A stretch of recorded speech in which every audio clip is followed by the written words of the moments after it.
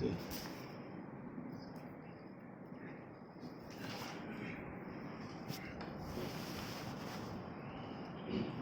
چلیے بسم الله الرحمن الرحيم. الحمد لله رب العالمين والصلاة والسلام على رسوله الكريم وعلى آله وأصحابه وأتباعه أجمعين. كلما ذكره الذاكرون وكلما غفل عن ذكره الغافلون.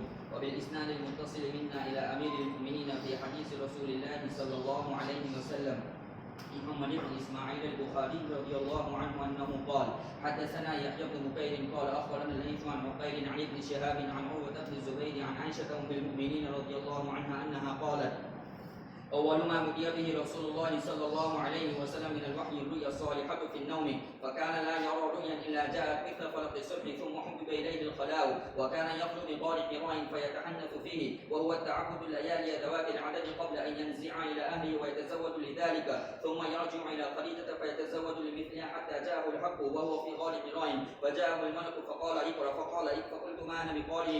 قال: فأخذني فقدني حتى بلغ مني الجهد ثم أرسلني فقال: اقرأ، فقلت: ما أنا بقارئ.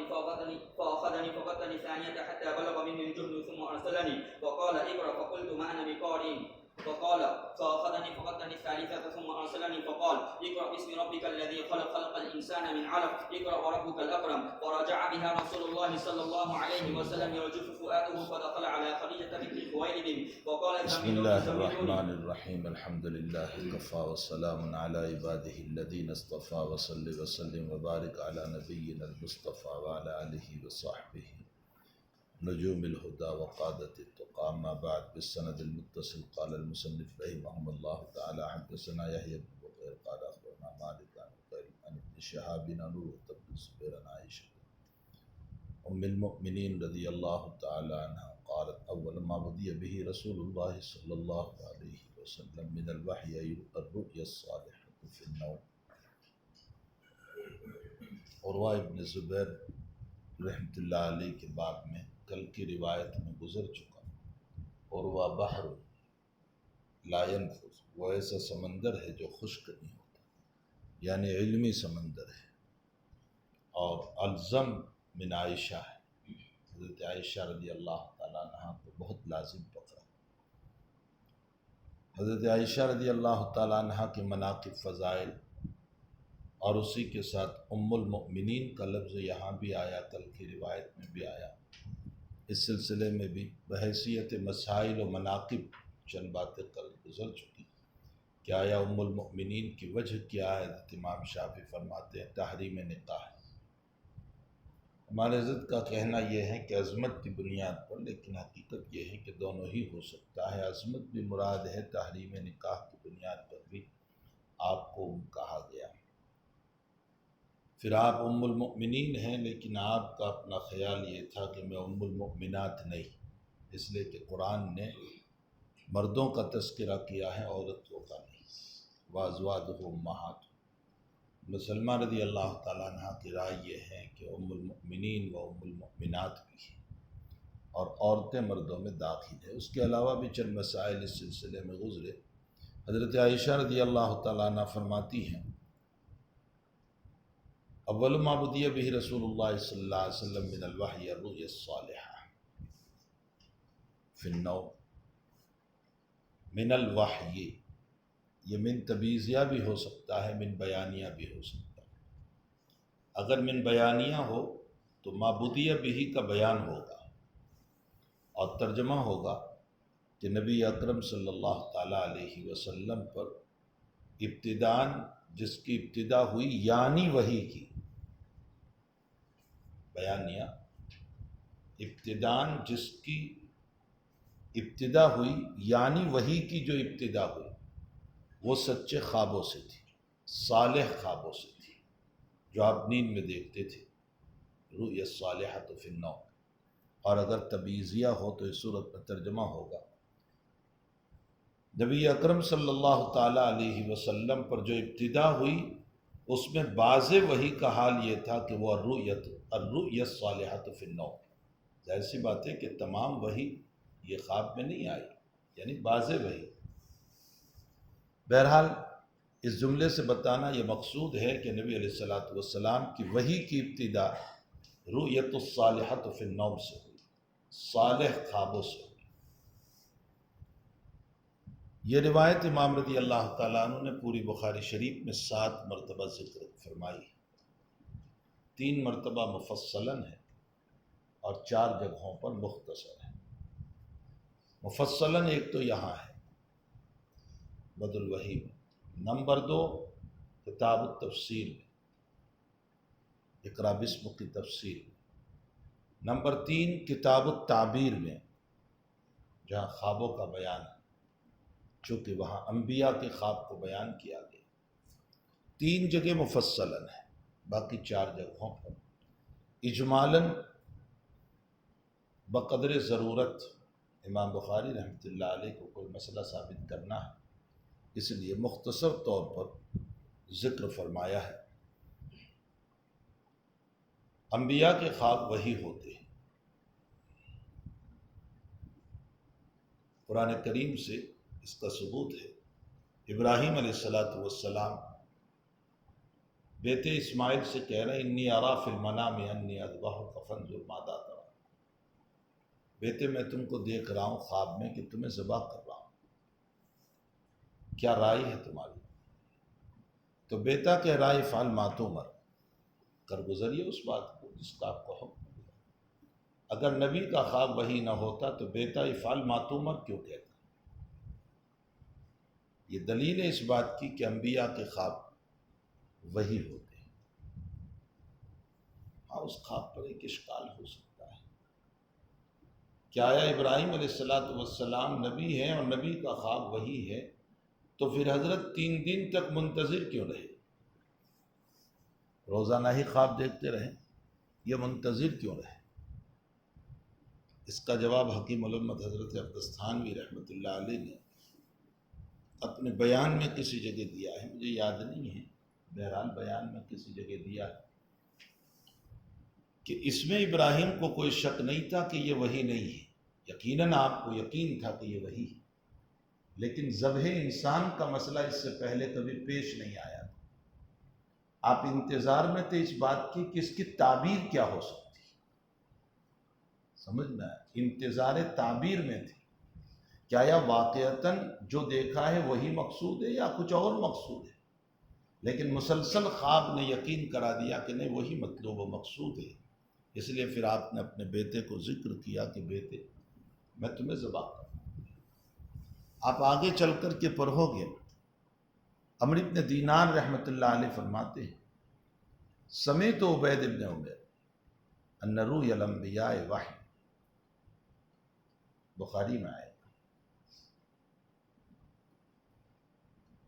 عمرو بن دینار کہتے ہیں کہ میں نے عبید بن عمیر سے سنا کہ رؤیا الانبیاء وحی، انبیاء کے خواب وہی ہے، اور استدلال میں عبید بن عمیر نے انی ارا فی المنام انی اذبحک فانظر ماذا ترى اسی کو پیش کیا۔ معلوم یہ ہوتا ہے کہ انبیاء کے خواب وہی ہے۔ یہی وجہ ہے کہ انبیاء جب سوتے ہیں تو ان کا قلب بیدار رہتا ہے، قلب سوتا نہیں، آنکھیں سوتی ہیں۔ کتاب الطہارت میں چل کر آپ روایت پڑھو گے، نبی اکرم صلی اللہ علیہ وسلم فرماتے ہیں تنام عینای ولا ینام قلبی، میری آنکھیں سوتی ہیں، میرا دل بیدار رہتا ہے۔ بیداری قلب کی وجہ یہ ہے کہ اگر قلب بھی سو جائے تو ادراک وحی کیسے ہوگا، اور ادراک وحی کا تعلق قلب سے، قلب سمجھتا ہے بات، اس کا تعلق آنکھوں سے نہیں۔ تو وحی ہی کی بنیاد پر انبیاء کے قلوب کو بیدار رکھا جاتا ہے۔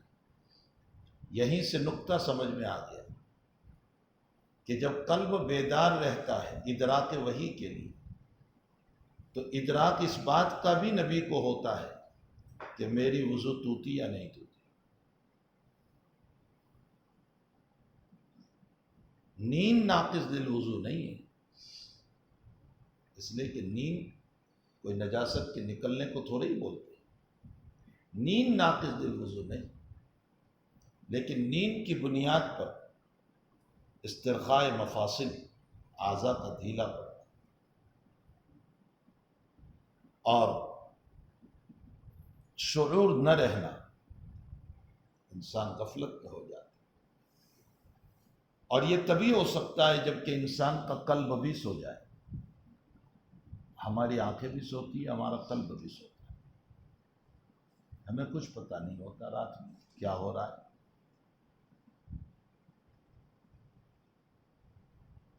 یہی وجہ ہے کہ ہماری نیند ناقض للوضو ہے، اس لیے کہ جب قلب سو گیا تو اب خروج ریح ہوا یا نہیں ہوا اس کا پتہ ہی نہیں ہے۔ تو مظنہ خروج ریح پر نیند کو ناقض للوضو قرار دیا۔ نیند ناقض للوضو نہیں ہے، مظنہ خروج ریح کے قائم مقام نیند کو کیا، اور یہ کہا کہ وضو ٹوٹ گیا۔ یہی وجہ ہے کہ جس نیند میں عطا پتہ رہتا ہے، قلب بیدار رہتا، وہ نیند ناقض للوضو نہیں۔ جیسے فقہا نے مثال دی کہ اگر تم ہیئت صلاۃ پر سو گئے، جیسے بہت سارے بچے مسجد مدرسے میں سو جاتے ہیں، سجدے میں گئے، فجر میں سو گئے، اور سلام پھر جاتا ہے تب بھی وہ اٹھتے نہیں، لیکن اسی ہیئت پر ہے۔ اس کا مطلب یہ ہے کہ اس کو اپنے بدن پر قابو ہے، تو اس کی حیات صلاۃ پر سونا یہ ناقض للوضو نہیں۔ یا انسان ویسے ہی جھونکے لگا رہا ہے، لیکن اس انداز سے جھونکے لگا رہا ہے کہ ذرا سی حرکت ہو تو آنکھ کھل جاتی ہے، جیسے درس میں تم لوگ نیند نکالتے یوں کرتے رہتے، یہ سوتے ہیں، لیکن قلب بیدار ہے کہ ذرا سا زور سے بولا جائے تو یوں دیکھتے ہو جاتے ہیں۔ ظاہر سی بات ہے کہ یہ نیند ناقض معلوم ہوتا ہے، نیند نفس سے نیند ناقض للوضو نہیں ہے، وہ نیند ناقض للوضو ہے جس میں انسان کا قلب مکمل سو جائے، بے خبر ہو جائے، اور اس حالت میں خروج ریح کا مظنہ ہے۔ اس مظنہ خروج ریح کے قائم مقام نیند کو کر کے نیند کو ناقض للوضو قرار دیا۔ اور یہ بات انبیاء میں نہیں کہ انبیاء کا قلب نہیں سوتا، اور جب نبی کا قلب نہیں سوتا تو اس صورت میں ان کو پتہ چلتا ہے کہ ریح خارج ہوئی یا نہیں، اس لیے حضرت کی نیند ناقض للوضو نہیں ہے۔ آپ سو جائیں تو بھی آپ کی وضو نہیں ٹوٹتی، الا یہ کہ خروج ریح ہو جائے جس کا آپ کو پتہ چلتا تھا، یا پیشاب وغیرہ، وہ اور مسئلہ ہے۔ باقی انبیاء کی نیند ناقض للوضو نہیں ہے۔ تنام عینای ولا ینام قلبی، میری آنکھیں سوتی ہے، میرا قلب بیدار رہتا ہے۔ تو انبیاء کے قلوب کو بیدار اسی لیے رکھا جاتا ہے تاکہ ادراک وحی، اور اسی لیے انبیاء کی نیند ناقض للوضو بھی نہیں ہے۔ امت کا مسئلہ مثل الانبیاء نہیں ہے، اسی لیے امت کا خواب بھی وہی نہیں ہے، ہمارا خواب وہی نہیں ہے۔ بہرحال انبیاء کا خواب وہی ہے، اور حضرت علقمہ رحمۃ اللہ علیہ فرماتے ہیں، جیسا کہ ابن اسحاق نے ان کی روایت کو نقل کی، ما من الانبیاء نبی الا بدی الوحی من المنام، کوئی نبی ایسا نہیں گزرا کہ جس کی وحی کی ابتدا خوابوں سے نہ ہوئی۔ علقمہ کی اس روایت پر تمام نبیوں کی وحی کی ابتدا خوابوں سے، اور کیوں خوابوں سے کی گئی؟ تاکہ انبیاء کو وحی کے لیے مانوس کیا جائے۔ ایک دم سے بیداری میں اگر کوئی چیز دے دی جائے تو ہو سکتا ہے برداشت نہ کر سکے، اس لیے پہلے خواب کے ذریعے سے مانوس کیا جاتا ہے، اور جب انبیاء مانوس ہو جاتے ہیں تب پھر عالم بیداری میں وحی دی جاتی ہے۔ تو سمجھ میں بھی آ، جب تمام انبیاء کا یہ حال ہے تو نبی اکرم صلی اللہ تعالی علیہ وسلم کی نبوت کی بدایہ بھی خوابوں سے ہوئی، اور آپ کو ابتداءً 6 مہینے تک مسلسل خواب آتے رہے۔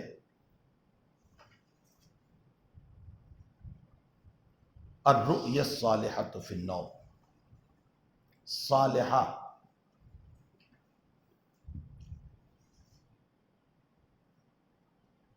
مسرت آمیز، خوش کن، ہماری زبان میں کہہ لو اچھے خواب.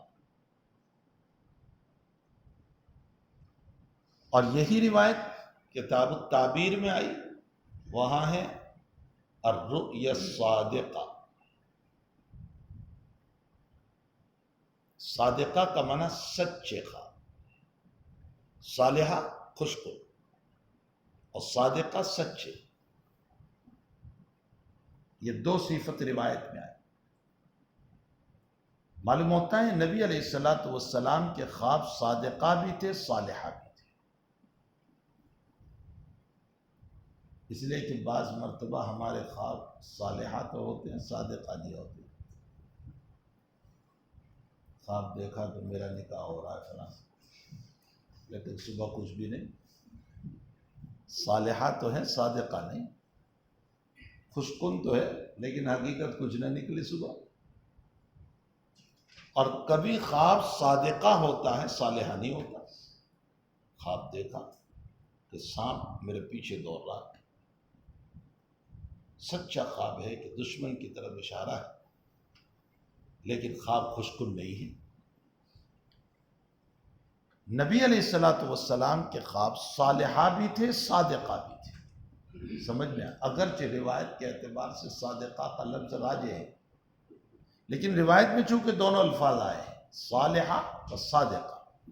حضرت کے خواب خوشکن بھی تھے اور صادقہ بھی تھے. خواب کی حقیقت کیا ہے؟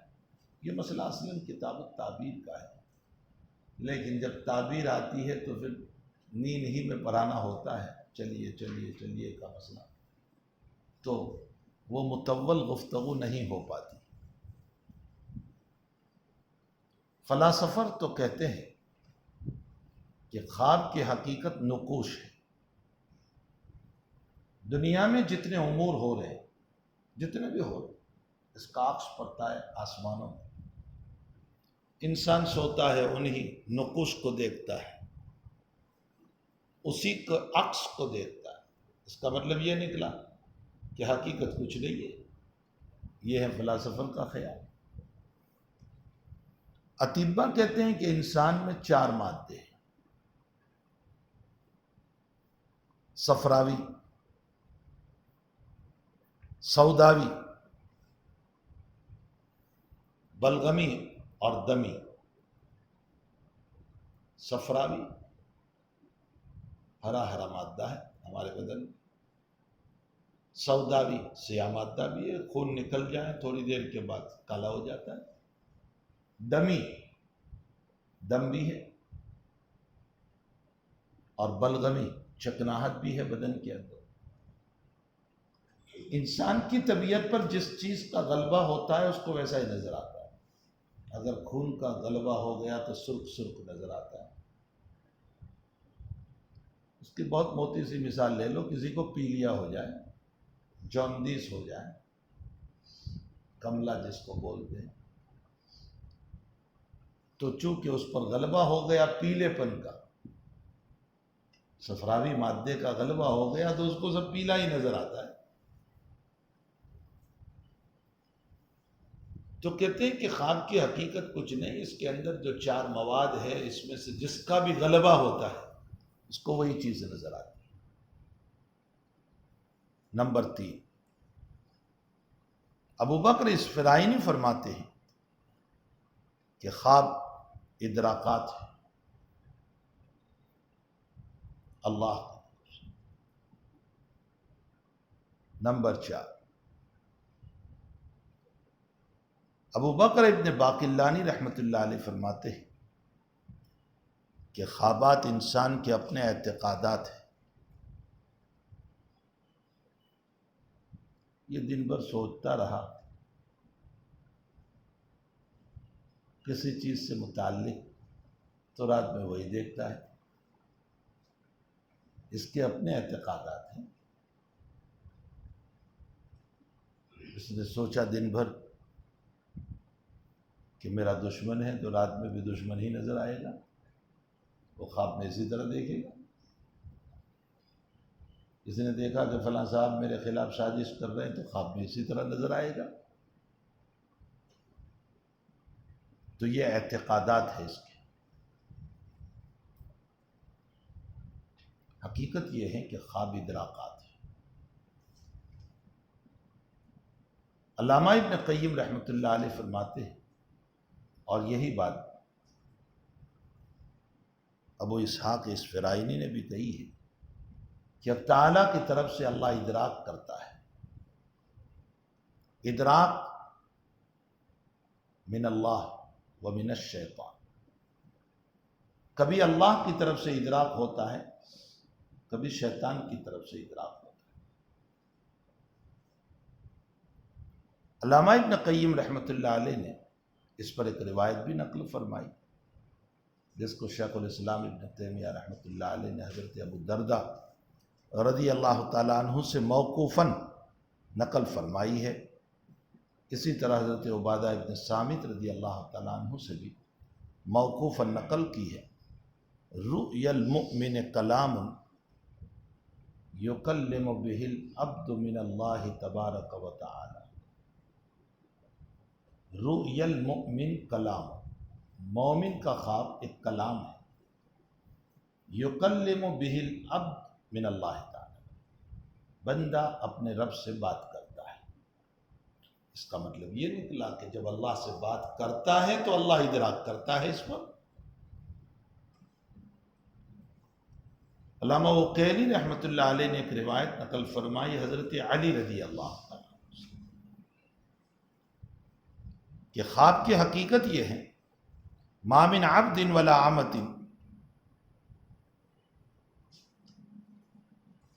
فینام فیمتلئ نومہ. فیمتلئ نومہ کا معنی نیند اچھی طرح آ گئی. کچی نیند میں خواب نہیں آتا،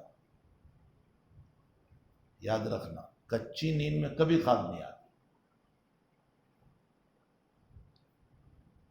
اسی لیے کچی نیند میں احتلام بھی نہیں ہوتا. سمجھ میں آیا؟ نیند جب بھر جائے، فیمتلئ نومہ، جب نیند خوب آئے، اور پھر اس حالت میں الا عرج روح الی السماء، اس کی روح آسمان کی طرف چلتی.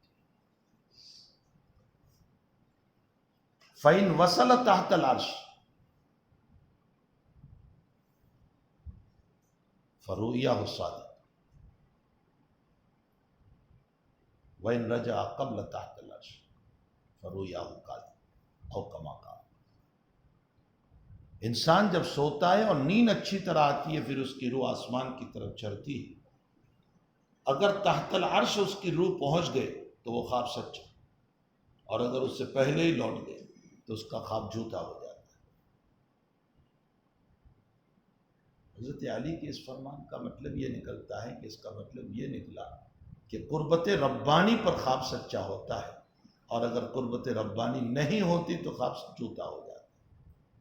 یہ حضرت علی کی کلام کا مفہوم ہے. بہرحال خواب ادراکات ہے، اس کا انکار نہیں کیا جا سکتا، لیکن ادراک من اللہ بھی ہوتا ہے ومن الشیطان بھی ہوتا ہے. شیخ عبد الغنی نابلسی رحمۃ اللہ علیہ کی کتاب تأثیر الانام فی تعبیر المنام بہت مشہور و معروف کتاب ہے. اب تو کسی نے اردو میں اس کا ترجمہ بھی کر دیا. پاکستان سے بیڑا غرق ہو جائے سارے لوگوں کا جو اردو میں ترجمہ کر رہے ہیں. سب استعداد ضائع کرنے کی بات ہے.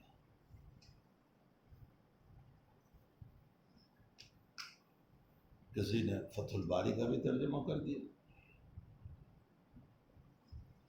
لیکن میں نے جب فتح الباری کی عبارت کو اس ترجمے سے ملایا صرف ایک بات تو 17 غلطیاں تھیں اور 3 پیراگراف کو چھوڑ دیا تھا. اس کا ترجمہ ہی نہیں ہے. اب آپ وہی اردو والی فتح الباری اٹھا لو تو کیا خواب سمجھو کیا، اور پھر نسبت کر دو گے حافظ ابن حجر نے کہا، وہ اردو والی دیکھ کر.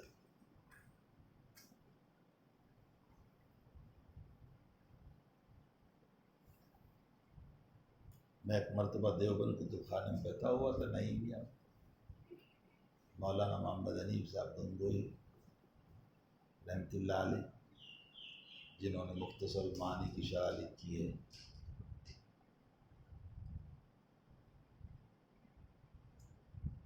تو مختصر المعانی کی شرح میں حاشیے والا کچھ اور کہہ رہا ہے اور مولانا کچھ اور کہہ رہے ہیں. اسی حاشیے کو سمجھاتے ہوئے وہاں حوالہ نہیں دیا حاشیہ، لیکن وہ حاشیہ ہی ہے. جیسے حسامی کی شرح جو لکھی ہے مولانا انتقال کر گئے دارالعلوم دیوبند کے استاد ہیں، وہاں جمیل صاحب سکرودوی، میرے ان سے بڑے تعلقات رہے، یہاں بھی تشریف لائے تھے سالانہ جلسے. وہ شرح کیا ہے؟ وہ حسامی کا حاشیہ ہے، لیکن طالب علم حاشیہ دیکھتا ہی نہیں، اس لیے اس کو لگتا ہے بہت بھاری شرح لکھی. وہ ہدایہ کی جو شرح لکھی ہے وہ کیا ہے؟ وہ حاشیہ ہے ہدایہ، اس سے زیادہ کچھ نہیں. لیکن چونکہ حاشیہ دیکھا ہی نہیں ہے، اس لیے طالب علم کو لکھا ہے بڑی زبردست شرح ہے یہ. تو جب علم نہیں ہوگا تو معمولی کو بھی زبردست ہی کہے گا. تو مولانا محمد حنیف صاحب رحمۃ اللہ علیہ، میں نہیں جانتا تھا یہ مولانا ہے. اناپ شناپ بات ہوتے ہوئے تعارف ہوا. میں نے کہا حضرت مختصر معنی میں آپ نے فلاں جگہ یہ بات لکھی ہے، جبکہ محشی یہ کہہ رہا ہے. کہا مولوی صاحب ایک بات سمجھ، ساری بات سمجھ کے لکھنا ضروری نہیں ہے، بس ترجمہ مختصر سا لکھ دو، جہاں سمجھ میں آ جائے پورا لکھو، نہ سمجھ میں آ جائے مختصر ترجمہ لکھ دو. ہمیں تو پیسوں سے مقصد ہے، یعنی شرح چھپ جائے بس. اس لیے کہ مارکیٹ میں جب شرح بیچو گے تو اس کے پیسے آتے ہیں، کتب خانے والے آپ کو پیسے دیتے ہیں، یا اس کے بدلے میں آپ کو کتابیں دیتے ہیں. مثلا 400 کتاب ہم آپ کو دیں گے، اور 400 کتاب بیچو گے تو پیسے کھڑے ہو جائیں گے. تو خیر یہ تو ضمنی بات تھی. میں یہ کہہ رہا تھا کہ تعبیر الانام، تعطیر الانام فی تعبیر الانام، شیخ عبدالغنی نابلسی رحمۃ اللہ علیہ کی کتاب. حضرت نے اس کی بدایہ میں لکھا ہے کہ خواب کی 2 قسمیں: الادراک من اللہ تبارک و تعالی وَلَهُ 5 اقسام. اللہ کی طرف سے جو ادراک ہوتا ہے اس کی 5 قسمیں. وَمِنَ الشَّيْطَانِ وَهُوَ أَضْغَاثُ أَحْلَامٍ وَلَهُ 7 اقسام، اور اس کی 7 قسمیں. یہ میں نے مختصر طور پر اس کی طرف آپ کو نشاندہی کر دی کہ علامہ شیخ عبدالغنی نابلسی نے اس کتاب کی شروع ہی میں اس سے متعلق لکھتا ہے. بہرحال خواب اعتقادات ہے، جیسا کہ ابو اسحاق اصفرائینی رحمۃ اللہ علیہ نے بیان فرمایا، اور روایتوں سے بھی یہی ثابت ہوتا ہے. نبی اکرم صلی اللہ تعالیٰ علیہ وسلم کی وحی کی ابتدا الرؤیا الصالحۃ فی النوم، سچے خوابوں سے. یہ صالحہ بھی تھے، صادقہ بھی تھے، خوشقل بھی تھے، اور سچے بھی ہوتے تھے. فَقَانَ لَا يَرَى رُؤْيَا إِلَّا جَاءَتْ مِثْلَ فَلَقِ الصُّبْحِ.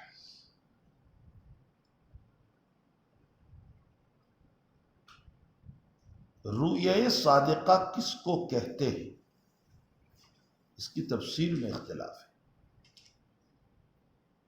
بعض کہتے ہیں کہ رؤیا صادقہ وہ خواب ہے جو محتاج تعبیر نہ ہو. بعض کہتے ہیں رؤیا صادقہ وہ خواب ہے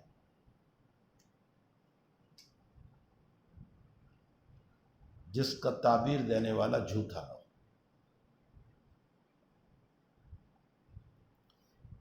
بعض کہتے ہیں کہ رؤیا صادقہ وہ خواب ہے جس کی تعبیر خواب ہی میں معلوم ہو جائے.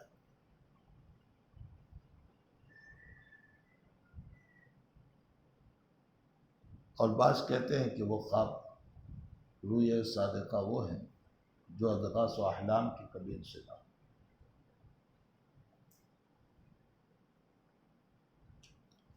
آپ جو بھی خواب دیکھتے تھے الا جاءت مثل فلق الصبح، مگر یہ صبح کے پاؤ فتنے کی طرح سامنے آ جاتا تھا۔ مطلب یہ ہے کہ اس کی تعبیر آپ کے سامنے بے غبار آ جاتی تھی۔ اگلا جملہ الا جاءت مثل فلق الصبح، یہ دلیل ہے کہ لفظ صادقہ راجح ہے، اس لیے کہ جو خواب دیکھا صبح اس کی تعبیر سامنے آ گئی، یہ صادقہ ہی کی تو تعبیر ہوئی، معلوم ہوتا ہے صادقہ کا لفظ راجح ہے۔ عارف ابن ابی جمرہ رحمۃ اللہ علیہ، جنہوں نے مختصر البخاری کی شرح لکھی ہے بہجت النفوس، سیدھا سیدھا احادیث کی شرح ہے، صوفیانہ انداز میں لکھی ہے۔ شرح کا نام ہے بہجت النفوس، 2 جلدوں میں چھپی ہے۔ حضرت اقدس تھانوی رحمۃ اللہ علیہ نے اپنے بھانجے مولانا ظفر احمد عثمانی کو، مولانا ظفر احمد تھانوی کو، اپنے وقت میں حضرت نے فرمایا تھا کہ یہ شرح بہت مفید ہے بحیثیت تصوف، اس لیے اس کا اردو میں ترجمہ کیا جائے۔ تو حضرت مولانا ظفر احمد صاحب نے اس کا ترجمہ کیا تھا، حضرت اقدس تھانوی رحمۃ اللہ علیہ کی اس پر نظر ثانی ہوئی تھی۔ اس کا اردو ترجمہ بھی پاکستان سے چھپ چکا ہے، جو مولانا ظفر احمد صاحب نے کیا تھا۔ تو عارف ابن ابی جمرہ رحمۃ اللہ علیہ یہاں ایک نقطہ بیان کرتے ہیں مثل فلق الصبح کے لفظ پر، کہ حضرت عائشہ رضی اللہ تعالیٰ عنہ آپ کے خواب کو یوں بیان کر رہی ہے کہ جو خواب آپ دیکھتے تھے صبح کی روشنی کی طرح، صبح کے فلق کی طرح، صبح کے فتنے کی طرح، بالفاظ دیگر صبح صادق کی طرح سامنے آ جاتا ہے۔ عارف ابن ابی جمرہ اس پر کہتے ہیں کہ اس کی مثال ایسی ہے کہ ایک ہے شمس الدنیا اور ایک ہے شمس النبوہ۔ شمس الدنیا تو یہ ہے جو طلوع ہوا، جو دنیا کو روشن کر رہا ہے، جو بتدریج ترقی کرتا جا رہا ہے۔ فرمایا شمس النبوہ کا طلوع ہونا وحی اور خواب کے ذریعے سے ہوا، یہ گویا کہ نبوت کا آفتاب طلوع ہوا، اور وہ بتدریج ترقی کرتا رہا۔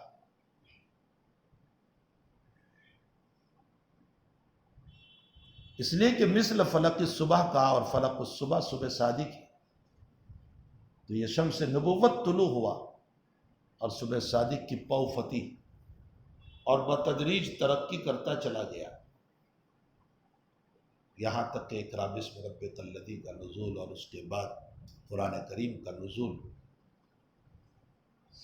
اب اس شمس نبوت کی جو تصدیق کرے گا کہ ہاں یہ روشنی پہنچانے والا ہے،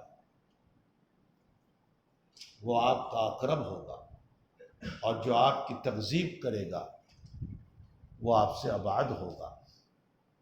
پھر جو جتنے درجے کی تصدیق کرے گا وہ آپ کا اتنا ہی اقرب ہوگا، اور سب سے زیادہ تصدیق کرنے والے ابو بکر صدیق تھے، اس لیے اقرب ترین شخصیت ابو بکر صدیق ہے، اسی لیے آپ کو صدیق کا لقب ملا۔ اور آپ کی سب سے زیادہ تکذیب کرنے والا ابو جہل ہے،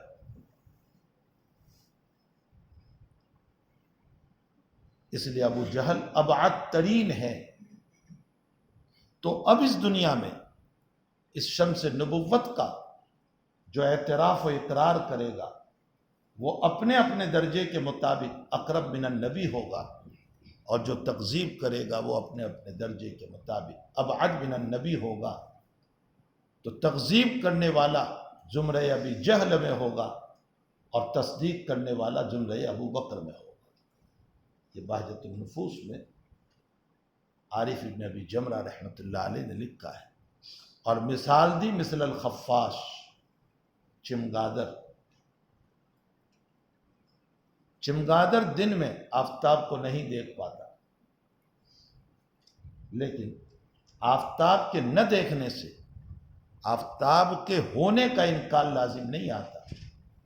اسی طرح اگر کوئی کاذب ہو یا کذاب نبی اکرم صلی اللہ علیہ وسلم کی شمس نبوت کا انکار کرے، یہ عارف ابن ابی جمرہ ہی نے لکھا ہے، آپ کے شمس نبوت کا انکار کرے تو اس کے انکار سے نبی کی نبوت کا انکار لازم نہیں آتا، خود اس کی ہی ذات کا نقصان ہوگا، جیسا کہ چمگادڑ کا مسئلہ۔ یہ نقطہ اس جگہ پر اسی روایت کی شرح میں عارف ابن ابی جمرہ رحمۃ اللہ علیہ نے بہجت النفوس میں لکھا ہے۔ تو نبی اکرم صلی اللہ علیہ وسلم کی وحی کی ابتدا سچے خوابوں سے ہوئی، اور جو خواب دیکھتے تھے وہ فلک الصبح واضح صبح کی طرح آپ کے سامنے آ جاتا تھا۔ ثم حبب الیہ الخلاء،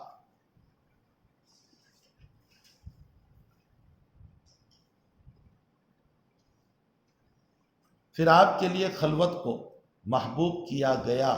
دیکھیں مجہول ہے، کس نے محبوب کیا آپ کو؟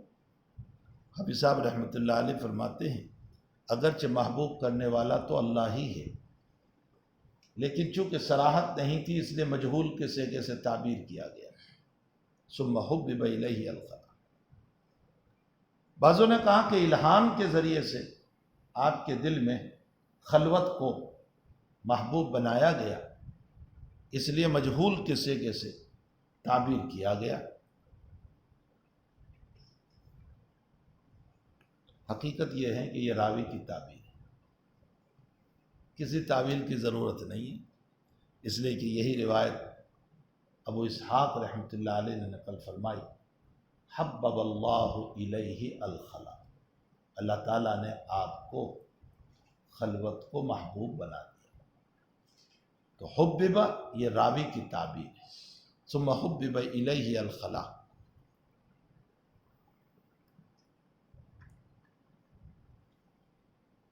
وکان یخلو بغار حرا،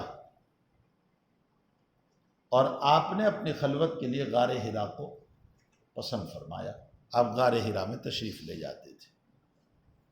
حرا بکسر الحاء و بفتح الراء و الف ممدودہ، قاضی یاز رحمۃ اللہ علیہ نے بفتح الحاء پڑھا حرا، یہ غلط ہے، علماء نے اس کو رد کیا، یہ حرا ہے۔ اسی لیے خطابی کہتے ہیں کہ بعض لوگ لفظ حرا کو بولنے میں تین غلطی کرتے ہیں، بقصر الحاء ہے اس کو بفتح الحاء بولتے ہیں، و بفتح الراء ہے اس کو قصر الراء بولتے ہیں، اور الف ممدودہ ہے اس کو الف مقصورہ پڑھتے ہیں۔ یہ تین غلطی اس لفظ میں کرتے ہیں۔ تو غار حرا، غار بولتے ہیں گوفا کو۔ حرا ایک پہاڑ کا نام ہے جو مکہ المکرمہ میں، اس کی چوٹی پر ایک غار تھی۔ نبی اکرم صلی اللہ تعالیٰ علیہ وسلم نے اپنی خلوت کے لیے اس غار حرا کو پسند فرمایا۔ سوال یہ ہے کہ آپ نے کسی اور جگہ کو خلوت کے لیے پسند نہیں کیا، غار حرا ہی کو کیوں پسند فرمایا؟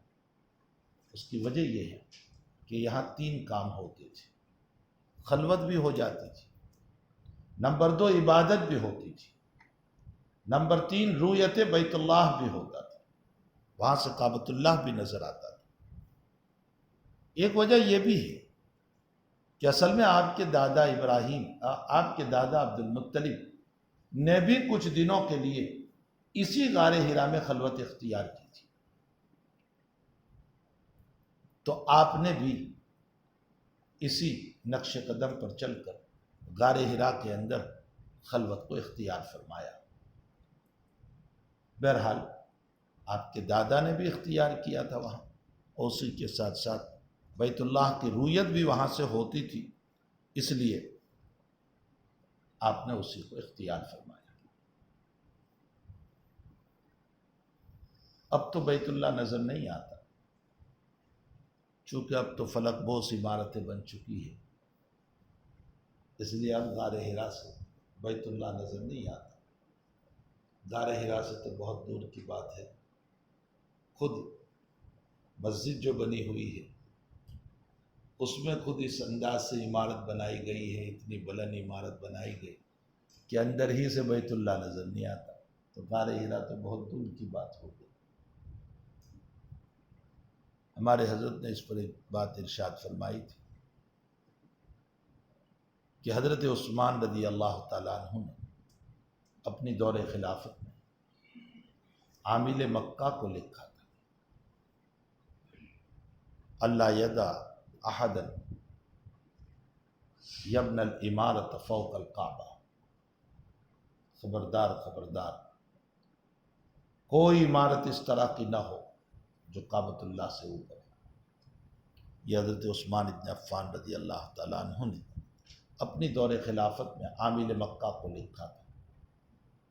اس بات کو علامہ فاقہی رحمۃ اللہ علیہ نے تاریخ مکہ میں نقل فرمایا ہے۔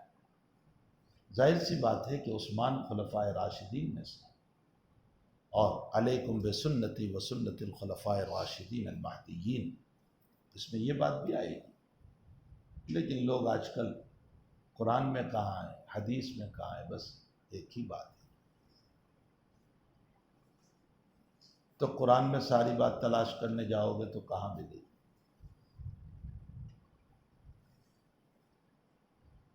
شرح القرآن نبی اکرم صلی اللہ علیہ وسلم،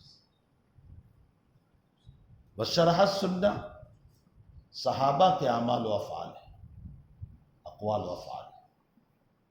قرآن کی شرح اقوال و افعال رسول اللہ، اور حدیث کی شرح اقوال و افعال صحابہ۔ تو اسی سے نبی علیہ السلام کی سنتیں ہم کو سمجھ میں آئی۔ آخر عثمان ابن عفان رضی اللہ تعالیٰ عنہ نے ایسے ہی تو نہیں کہہ دیا تھا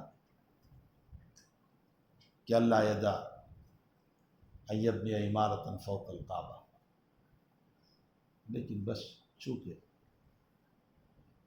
جب دنیا کی محبت کا غلبہ ہو جاتا ہے تو پھر اس صورت میں انسان کو شریعت پر بھی اشکالات نظر آتے ہیں، پھر وہ اپنے خواہشات کو پورا کرنے کے لیے شریعت کی بھی تکذیب کر دیتا ہے، اور مسائل شریعت کی بھی تکذیب کر دیتا ہے۔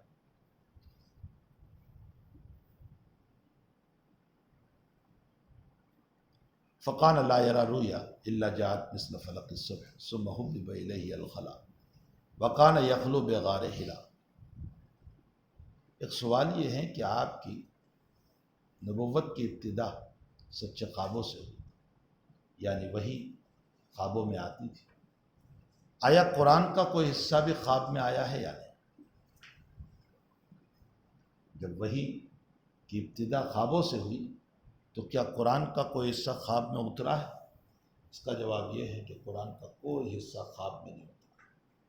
ہاں، اقرأ باسم ربک الذی کے نزول سے قبل آپ کو یہ پورا واقعہ اور اس میں اقرأ باسم کی آیت یہ خواب میں بتائی گئی تھی،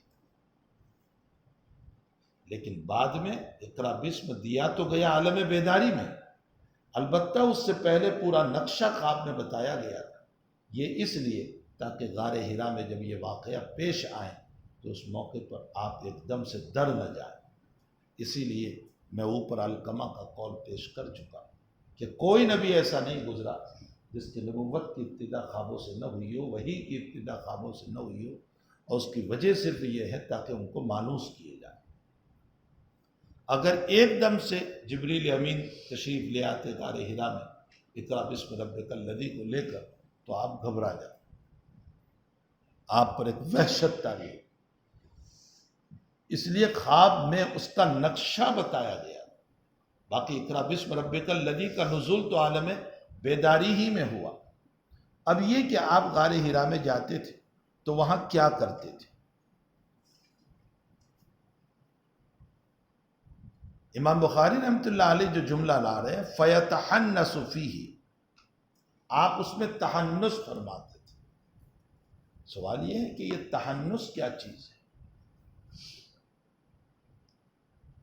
بعض اکابر سے اس سلسلے میں جب سوال ہوا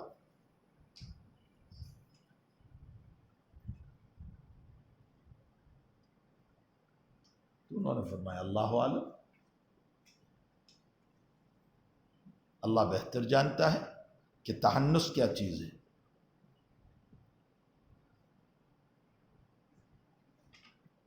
بلکہ بعضوں نے اس کا ترجمہ کیا تحنف، یعنی آپ دین حنیف کے مطابق عبادت کرتے تھے، اور دین حنیف نام ہے ملت ابراہیمی۔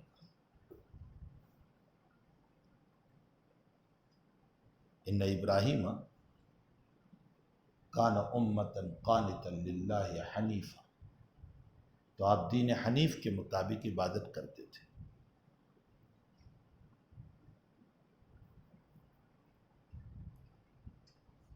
ہمارے حضرت شیخ رحمۃ اللہ علیہ، حضرت مولانا محمد یونس صاحب رحمۃ اللہ علیہ نے ایک بہت اچھی تقریر یہاں فرمائی۔ شیخ کہتے ہیں تحنس باب تفاعل سے، اور باب تفاعل کا خاصہ تلبس بالمادہ بھی ہوتا ہے اور تنسل عن المادہ بھی ہوتا ہے۔ اس کی طرف اشارہ حافظ نے کیا ہے۔ تلبس بالمادہ کا مطلب یہ ہوتا ہے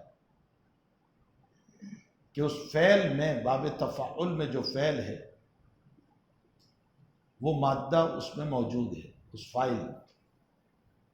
جیسے تزہد، صاحب زہد بنا، تبعد، صاحب عبادت بنا، یہ تو ہے تلبس بالمادہ۔ اور تنسل عن المادہ کا مطلب یہ ہوتا ہے کہ یہ اس مادے سے الگ ہوا۔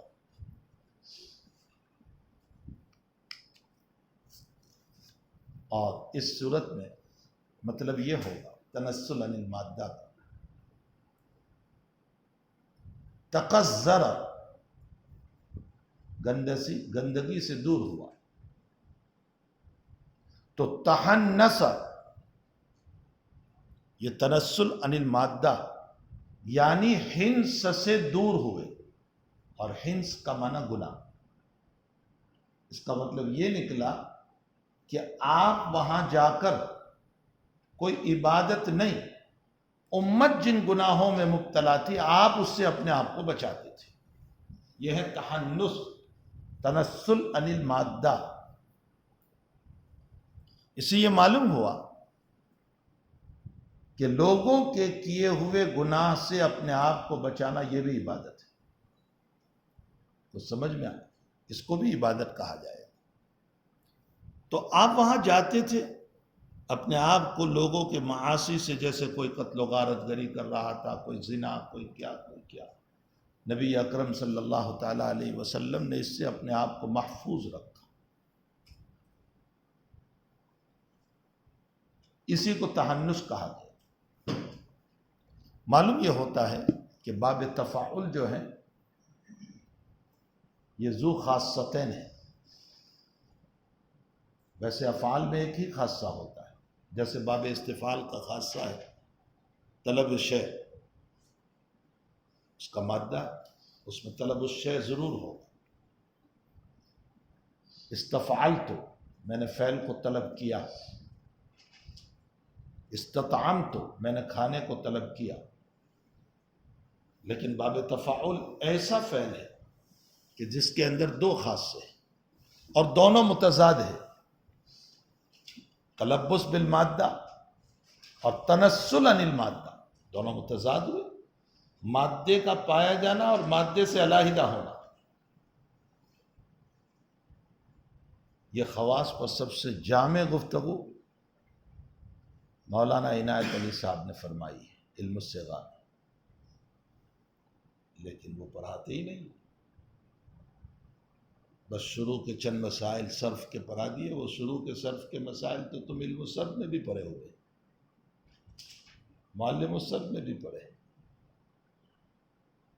علم الصیغہ میں اصل پڑھانے کی چیز خواص افعال ہے جو پیچھے ہے۔ اور یہ مکمل کتاب جب داخل درس ہو اور استاذ پڑھائے اور بالامثلہ پڑھائے. ہمارے وہاں قواعد پڑھائے جاتے ہیں، زبان نہیں پڑھائی جاتی. مسئلہ یہ ہے، اس لیے نحو بھی پڑھتے ہیں، صرف بھی پڑھتے ہیں، برسوں پڑھتے رہتے ہیں. لیکن یوں کہا جائے کہ برجستہ 5 منٹ عربی میں بولو، انا لا اقدر ولا حاجہ، مجھے قدرت نہیں ہے. کیوں؟ اصول پڑھائے گئے، زبان نہیں پڑھائی گئی. اور لاکھوں اصول پڑھا لو، زبان نہیں پڑھائی، زبان نہیں آئے گی. عرب یہ کہتے ہیں کہ زبان پہلے پڑھاؤ. مثلا طالب علم کو کہو کہ زید نے بکر کو دیا، یہ ایک عربی زبان ہے. اسی طرح کے جملے اس کے پاس بلواتے جاؤ، کوئی قانون اس کو نہ سمجھاؤ، بس یہ بلواتے جاؤ. اس کو ذہن میں یہ بناتے جاؤ کہ کرنے والا جو ہوتا ہے وہ فاعل ہوتا ہے. زبان بنتی چلی گئی، اصول اس پر فٹ ہوتے چلے گئے. اب 6 مہینے کے بعد کتاب کھولو، خود بخود مسئلہ سمجھ میں آ جائے گا. تو ہمارے وہاں اصول برسوں پڑھاتے، زبان نہیں پڑھاتے.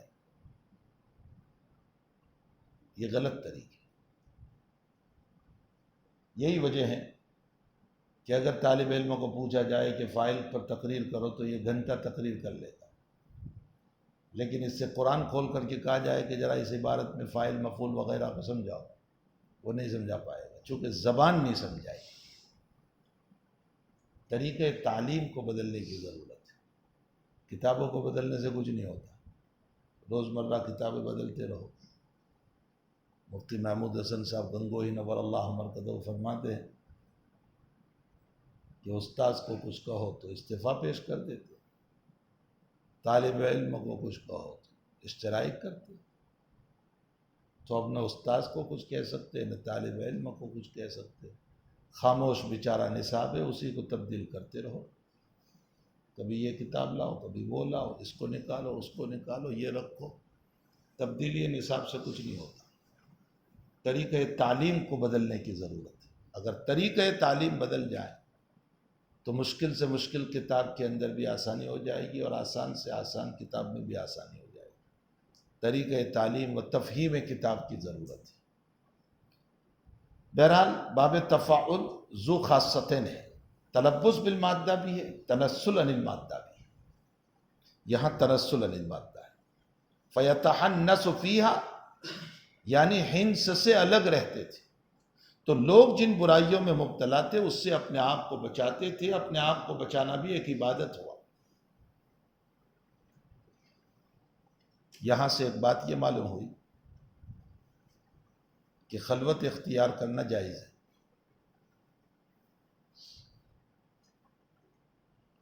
جو صوفیہ کے وہاں بہت مشہور و معروف ہے، خلوت اختیار، تاکہ معاصی سے بچے.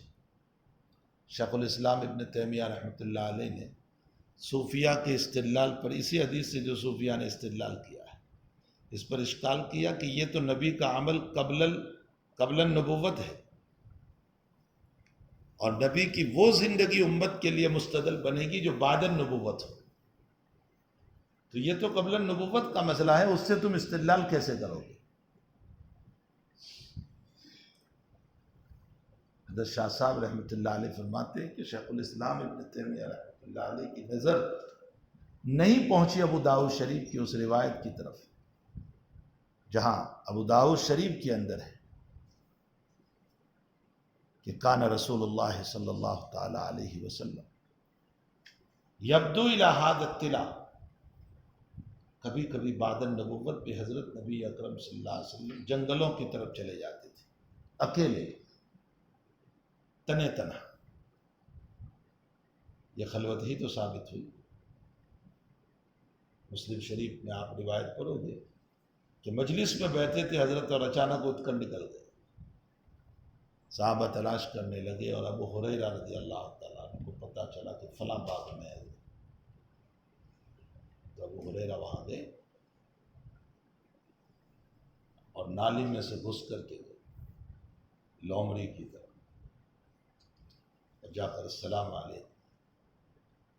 تو تو حضرت نے فرمایا ابو ہریرہ سوال کیا؟ نام یاد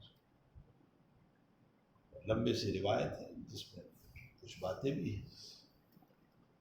تو حضرت خلوت اختیار فرماتے تھے، اور حدیث شریف سے ثابت ہے، یہ بعد النبوت کے مسائل۔ پھر خلوت کی 4 قسمیں۔ ایک خلوت ہوتی ہے 3 دن کی۔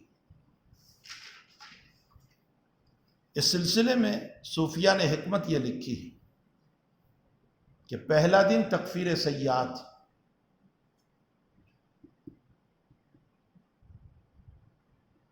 دوسرا دن تطہیر نفس، اور تیسرا دن تنویر نفس۔ پہلے دن کثرت سے استغفار کرے تاکہ تکفیر سیئات ہو۔ دوسرا دن تطہیر نفس، جب سیئات کی معافی ہوئی تو نفس کو تھوڑا سا پاک کرے، یعنی کچھ عبادت کرے۔ اور تیسرے دن تنویر نفس، نفس کو منور کرے۔ مولانا الیاس صاحب رحمۃ اللہ علیہ کے باب میں آتا ہے کہ حضرت جب علاقۂ میوات سے کام کر کے واپس آتے تھے اور حضرت گنگوہی نور اللہ مرتضیٰ کے پاس جاتے تھے تو پہلے 3 دن کا اعتکاف کرتے تھے، اور اعتکاف کرنے کے بعد حضرت کی خدمت میں حاضر ہوتے تھے کہ کہیں میں جو کام کر کے آیا ہوں اور کسی نے مجھ کو برا بھلا کہا اور میرے دل میں بھی اس سے متعلق کچھ باتیں آئی، اور ظاہر سی باتیں، ان باتوں کا آنا یہ قلب کو جو ہے نور سے ہٹانا ہوا، کہیں حضرت گنگوہی پر منکشف نہ ہو جائے۔ بڑی بات ہے، اتنے بڑے محدث پر منکشف نہ ہو جائے۔ اس لیے تکفیر سیئات و تطہیر نفس و تنویر نفس کر کے شیخ کے پاس جاتے تھے۔ اس عاجز کا بھی اپنے شیخ کے پاس جانے کا یہی معاملہ تھا کہ میں جب جاتا تھا تو پہلے خوب توبہ استغفار کر کے جاتا تھا، اس لیے کہ شیخ جو ہیں وہ انتہائی صاحب کشف تھے۔ آپ کے کشوف کو میں یہاں بیان نہیں کرتا ہوں، میں نے سفر و حضر میں بہت دیکھا، بہت دیکھا۔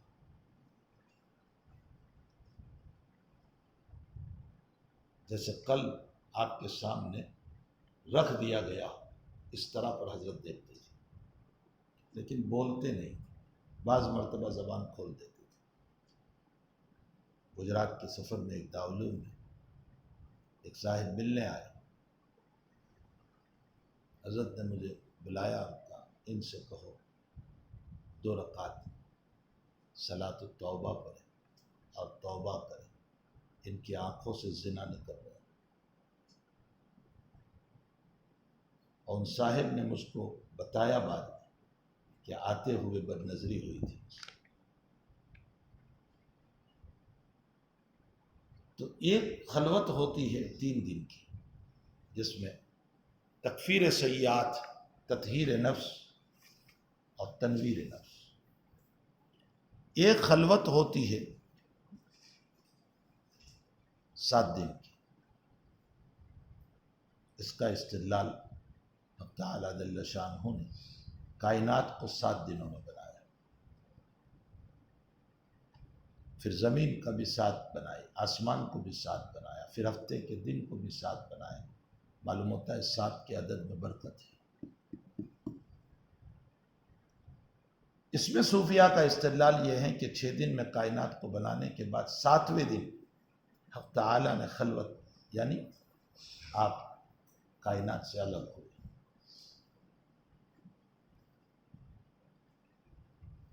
تیسری خلوت ہوتی ہے 1 مہینے کی، جیسا کہ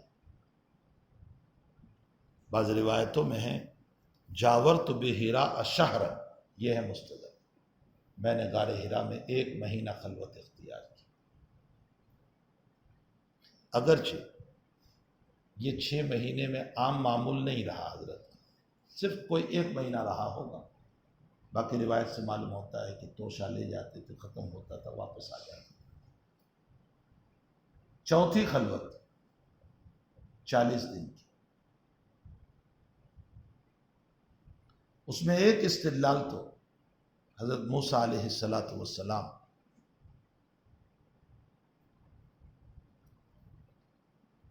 کو 30 دن غار حرا پر وہاں کوہ طور پر رہنے کو کہا تھا، اور اس درمیان مسواک سے منع کیا تھا، اور آپ نے مسواک کر لی،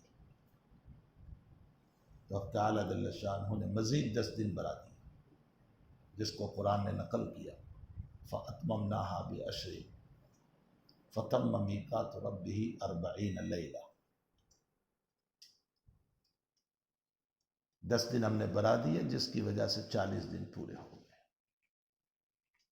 نمبر 2، ابھی صبح بدر الخلق میں روایت گزری، ان اللہ تبارک و تعالی یجمع فی بطن امہ 40 یوم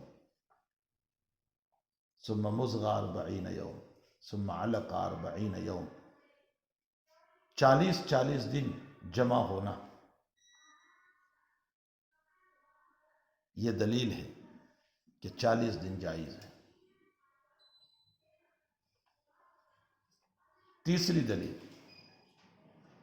ترمذی شریف کی روایت ہے، من صلی للہ 40 یوما فی جماعت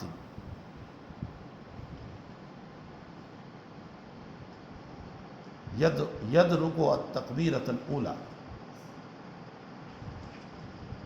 فلہ براءتان، براءۃ من النار و براءۃ من النفاق، رواہ الترمذی۔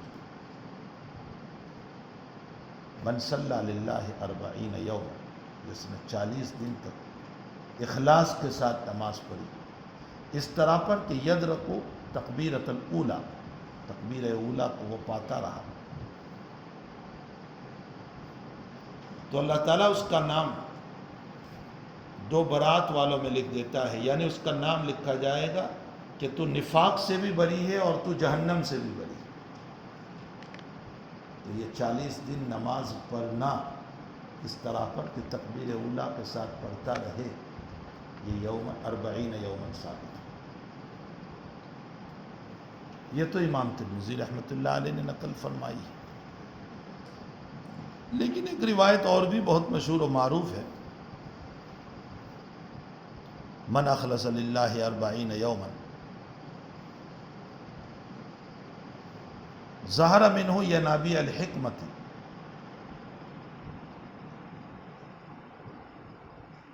من لسانہ علی قلبہ، من اخلص للہ 40 یوم، جس نے 40 دن تک اخلاص اختیار کیا،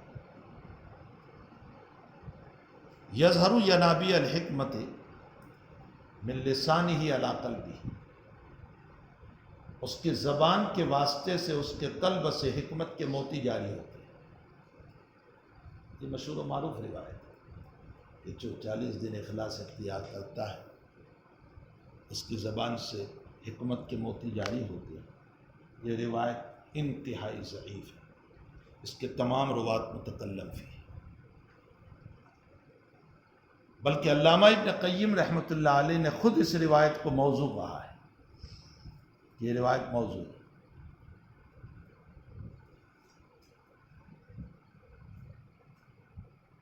بہرحال ان تمام دلائل سے یہ ثابت ہوتا ہے کہ 40 دن کی خلوت کا ثبوت ہے۔ بھائی آپ کہاں سے آئے آپ لوگ؟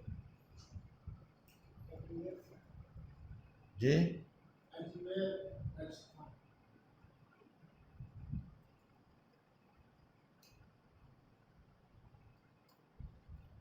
فَيَتَحَنَّسُ فِيهِ وَهُوَ التَّعَبُّدُ اللَّيَالِ، آپ اس میں تحنس فرماتے تھے،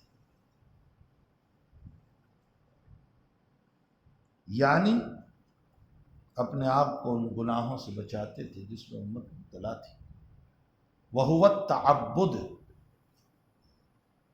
تعبد کا معنی عبادت کرنا، یہ تحنس کا ترجمہ ہو رہا ہے۔ کون کر رہا ہے؟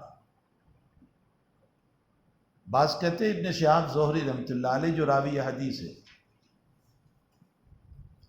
حافظ صاحب رحمۃ اللہ علیہ فرماتے ہیں کہ یہ عروہ کر رہے، لیکن بھائی اولاً تو اس پر کوئی دلیل نہیں کہ یہ عروہ نے تشریح کی ہے یا ابن شہاب زہری نے کی ہے، لیکن عام طور پر شارحین یہ کہتے ہیں کہ اس طرح پر مشکل الفاظ کی تشریح یہ ابن شہاب زہری ہی کرتے ہیں، معلوم ہوتا ہے کہ یہ ابن شہاب زہری کی تشریح وہو التعبد اللیالی ذوات العدد، یہ ذوات العدد قلت پر اشارہ ہے، یعنی چند راتیں، لیالی کا لفظ ہے، اس کا مطلب رات میں تشریف لے جاتے تھے، بعض تو کہتے ہیں کہ رات ہی میں، اس لیے کہ رات خلوت کے لیے بہت مناسب ہے، اسی لیے تہجد کی نماز جو خلوتوں میں پڑھی جاتی ہے اس کے فضائل مناقب اپنی جگہ مسلم ہیں، اور بعضوں نے کہا کہ یہاں رات بول کر دن بھی داخل ہے، اس لیے کہ حضرت صرف رات میں نہیں جاتے تھے بلکہ دن کا بھی اس میں شمار ہوتا تھا، اور مسند طیالسی میں ابو داؤد طیالسی رحمۃ اللہ علیہ نے جو روایت نقل فرمائی ہے اس میں ایام کا ذکر ہے، اور عموماً ہوتا یہ ہے کہ انسان کا قیام رات دن جب دونوں پر ہو تو وہاں رات بول دیا جاتا ہے تغلیباً، جیسے آپ کئی مہمان گئے، قیام تو آپ کا رات دن کا رہا لیکن آپ کہتے ہیں ایک رات ٹھہرا تھا، حالانکہ آپ دن بھی قیام کیا ہے، لیکن تغلیباً لیل کے لفظ کو بول دیا جاتا ہے، اس مناسبت سے یہاں لیالی کے لفظ کو بولا گیا۔ آیا وہاں جا کر تحنس، ایک تو تحنف جو ابھی میں نے اوپر بتایا، بعض علماء نے تو اس میں بس یہی کہا ہے، جیسے ابو عمرو شیبانی رحمۃ اللہ علیہ سے کسی نے سوال کیا کہ تحنس کا معنی کیا، فرمایا واللہ اعلم، مجھے نہیں معلوم۔ اور ابن العرابی نے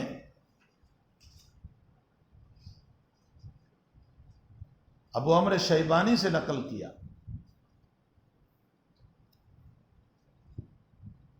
کہ ابو عمرو شیبانی فرماتے تھے تحنس واللہ عالم تحنف، لیکن میں نے ایک تحنس کا معنی بھی بتایا، تنسل عن المادہ۔ اب اگر اندر جا کر عبادت کرتے تھے، چلو چھوڑو تحنس کو ہنس کے معنی میں اور تنسل عن المادہ کے مسئلے کو چھوڑ دو، تعبد جیسا کہ یہاں ترجمہ ہو رہا ہے، تو آپ کیا عبادت کرتے تھے؟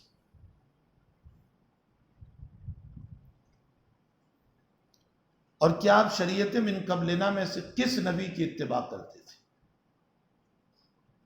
امام غزالی رحمۃ اللہ علیہ اور امام الحرمین رحمۃ اللہ علیہ تو فرماتے ہیں کہ آپ کسی شریعت کے تابع نہیں تھے،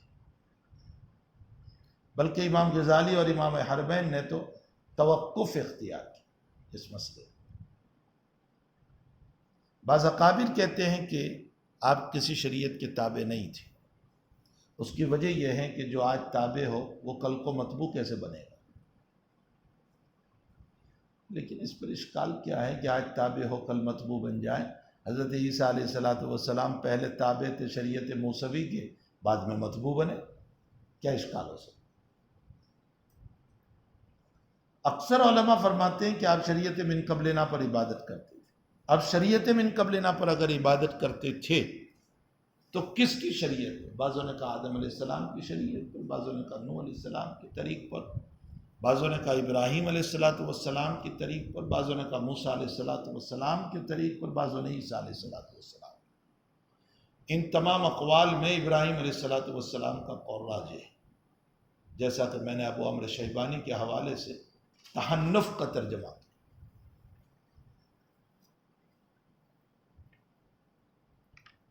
صحیح بات یہ ہے کہ آپ وہاں جانے کے بعد ایک تو ان گناہوں سے اپنی ذات کو بچاتے تھے جس میں امت مبتلا تھی، جو تحنس کا ترجمہ۔ نمبر 2، آپ تفکر فی اللہ میں رہتے تھے۔ تعالیٰ کی ذات کو سوچنا، اور یہ بھی عبادت ہے۔ ان فی خلق السماوات والارض واختلاف اللیل والنہار لآیات لأولی الالباب الذین یذکرون اللہ قیاما وقعودا وعلی جنوبہم ویتفکرون فی خلق السماوات والارض ربنا ما خلقت هذا باطلا سبحانک فقنا عذاب النار۔ جب آپ دلائل توحید کو سوچو گے تبھی تو آپ یہ کہو گے نا کہ ربنا ما خلقت هذا باطلا، کہ اللہ تو نے اس کو عبث اور بیکار پیدا نہیں کیا ہے۔ تو اصلاً کوئی عبادت نہیں تھی، بس یہی تھا کہ تفکر فی اللہ، اللہ تعالیٰ کے توحید کے دلائل کو سوچنا اور غور و فکر کرنا، اور اسی کے ساتھ ساتھ معاصی اور حنس سے اپنے آپ کو بچانا۔ واللہ سبحانہ وتعالی عالم وعلمہ اتم وکان یخلو بغارہ حرا فیتحنس۔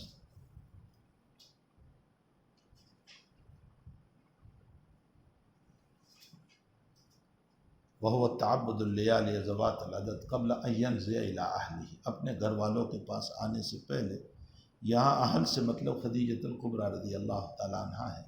ویتزود لذالک، اور آپ اس کے لیے توشہ لے جاتے تھے، یعنی جتنے دن وہاں جاتے تھے، ثم یرجع الی خدیجہ، پھر خدیجہ کے پاس تشریف لاتے تھے، پھر اسی طرح توشہ لے جاتے تھے، یعنی بار بار آپ کا گھر پہ آنا اور توشہ لے کر جانا۔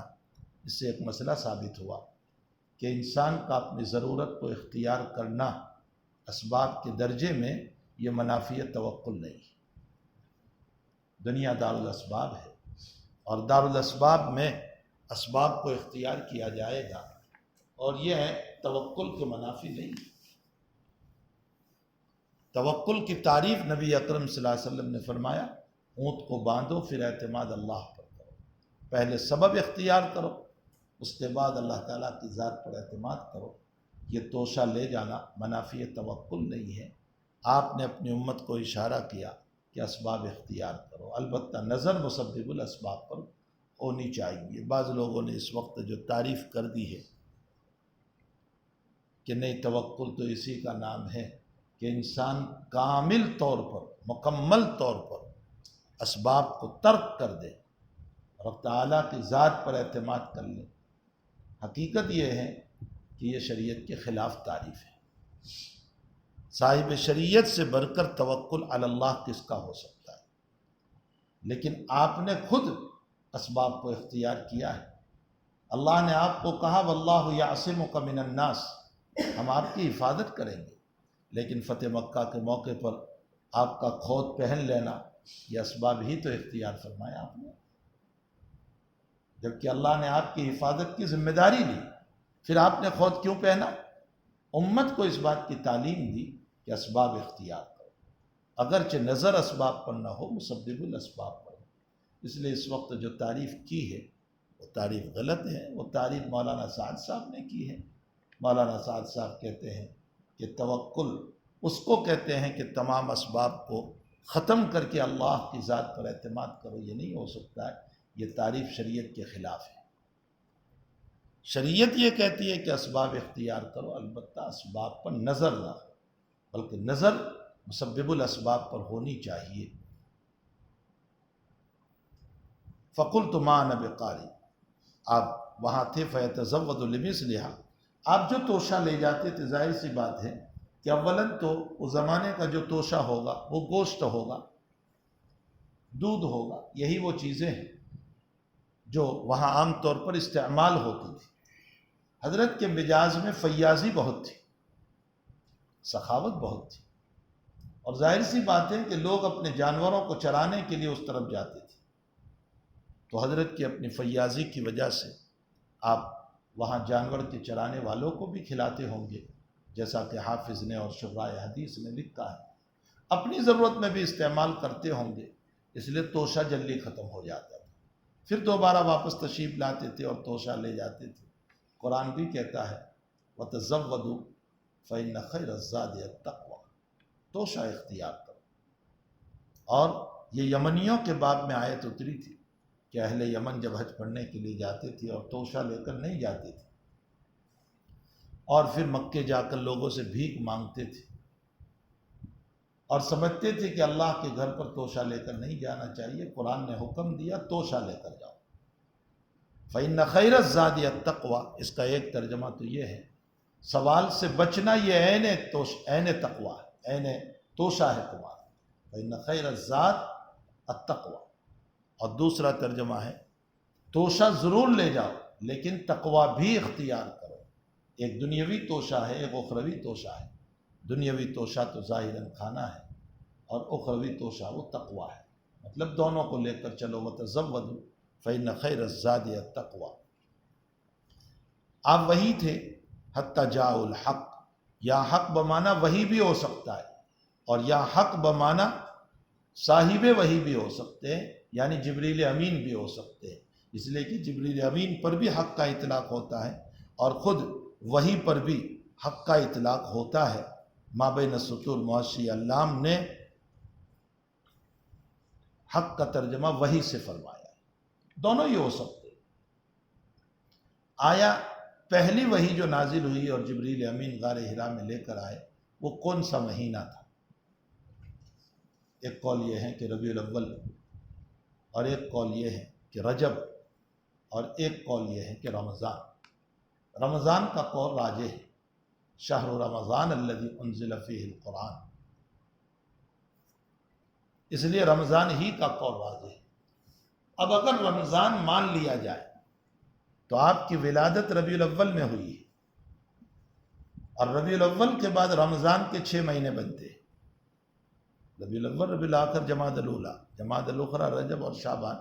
تو رجب کے 15 دن، ربیع الاول کے 15 دن لے لو، ادھر رمضان کے دن لے لو، تو 6 مہینے بنتے ہیں۔ اس کا مطلب اگر وحی کی ابتدا رمضان میں ہوئی تو آپ کی عمر گرامی اس موقع پر یا تو 39 سال اور 6 مہینے، جیسا کہ بعضوں نے کہا، یا 40 سال اور 6 مہینے، اس لیے کہ 6 مہینے تو ماننے ہی پڑیں گے۔ ربیع الاول میں جب ولادت ہے آپ کی اور وحی کا نزول رمضان میں ہو رہا ہے تو 6 مہینے تو اوپر ماننے ہی پڑیں گے۔ تو اب 39 سال اور 6 مہینے یا 40 سال اور 6 مہینے، دونوں ہی قول ہیں، لیکن مشہور جو ہے وہ 40 سال کی عمر میں یہ وحی نازل ہوئی اور آپ کو نبوت ملی، وہ اصل میں قصر کو حذف کر دیا گیا یا قصر کو بڑھا دیا گیا۔ یہ عربوں کی عادت تھی کہ کبھی قصر کو بڑھا دیتے تھے تو 39 سال اور 6 مہینے کو 40 بول دیا، اور 40 سال اور 6 مہینے کو صرف 40 کہہ دیا، ورنہ آپ کو اصلاً نبوت یا تو سارے 39 سال میں یا سارے 40 سال میں ملی ہے۔ حتی جاء الحق وهو فی غار حرا، آپ غار حرا میں تھے، فجاءہ الملک، آپ کے پاس فرشتہ آیا۔ دوسری روایت میں جیسا کہ مسند طیالسی میں ہے، فجاءہ جبریل، معلوم ہوتا ہے یہاں ملک بمانا جبریل ہے۔ فقال اقرا، فرمایا پڑھیے۔ فقلت ما انا بقاری، آپ نے فرمایا میں پڑھا ہوا نہیں ہے۔ آپ سے جو کہا جا رہا ہے کہ اقرا،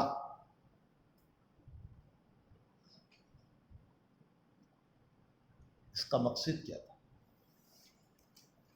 بعض کہتے ہیں کہ یہ تنبیہ استاذ کے قبیل سے، جیسے میں تنبیہ کروں پڑھو، لیکن اگر تنبیہ استاذ کی قبیل سے تھا تو پھر دبانے کی ضرورت کیا تھی؟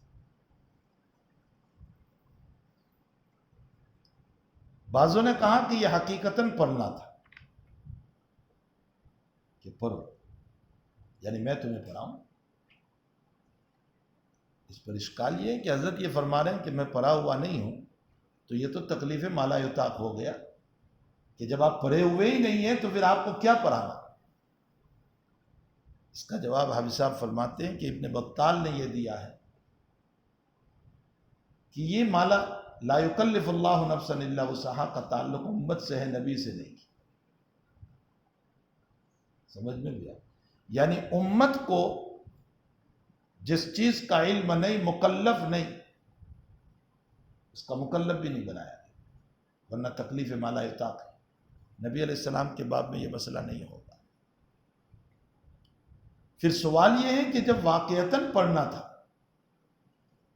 تو پھر آپ نے یوں کیوں نہیں پڑھا؟ فرمایا اقرا اقرا بسم ربک الذی، یعنی پڑھو، میں تمہیں پڑھا رہا ہوں اقرا بسم ربک الذی، ایسا کیوں نہیں کہا؟ تاکہ حضرت خود ہی سمجھ جاتے کہ معنی بقارین کہنے کی ضرورت ہی نہ پڑتی۔ بھائی میں آپ کو یوں کہوں کہ پڑھو، میں پڑھاتا، تو اس صورت میں آپ کہاں یہ سمجھو گے کہ یہ تکلیف مالا یطاق ہوا؟ یہاں تو میں خود تلقین کر رہا ہوں آپ کو،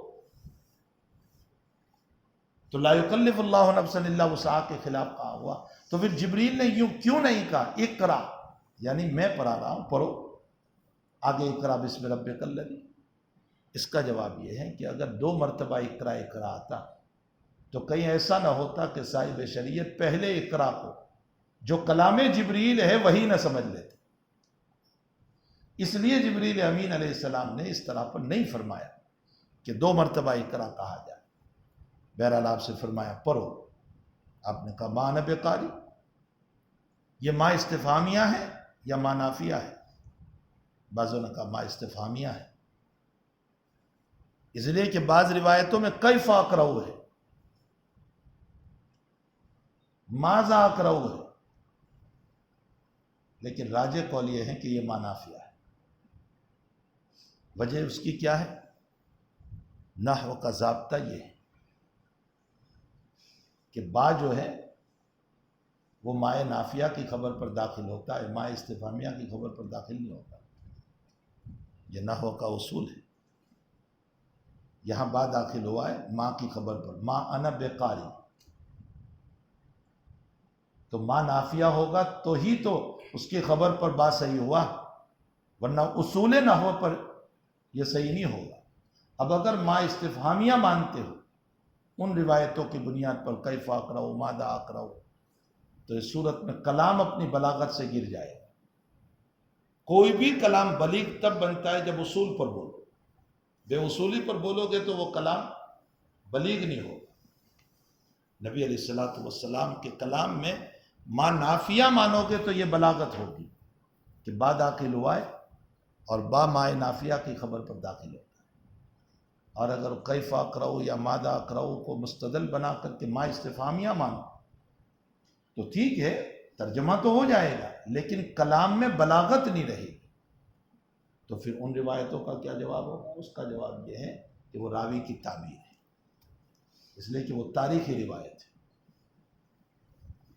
کیف اقرأ اور ماذا اقرأ، جنہوں نے اس کو ما استفہامیہ سمجھا انہوں نے اپنے انداز میں اس روایت کو نقل کر دیا، کیف اقرأ یا ماذا اقرأ، ما انا بقاری، میں پڑھا ہوا نہیں۔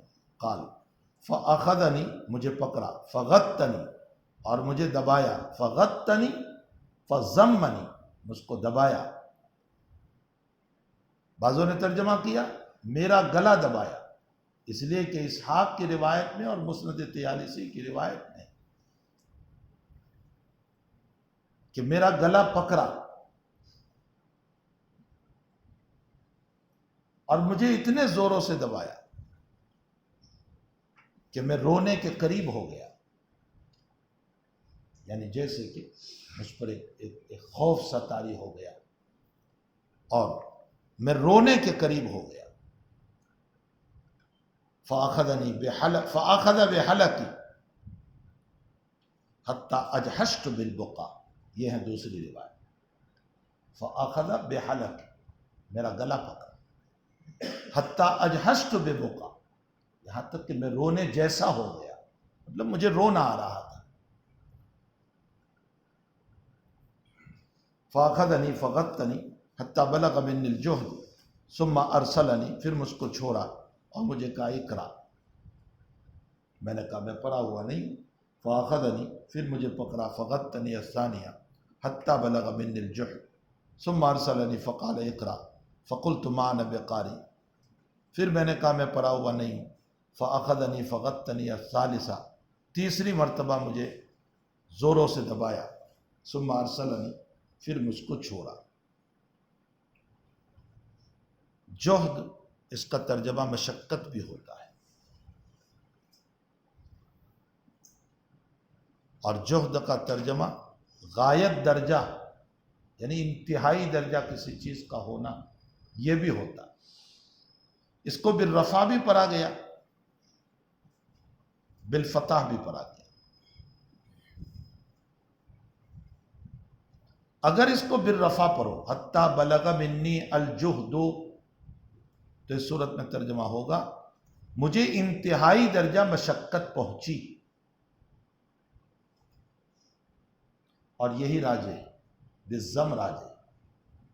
لیکن اگر بالفتح اس کو پڑھا جائے تو اس صورت میں ترجمہ ہوگا یہاں تک کہ میری طرف سے مشقت کی انتہا ہو گئی.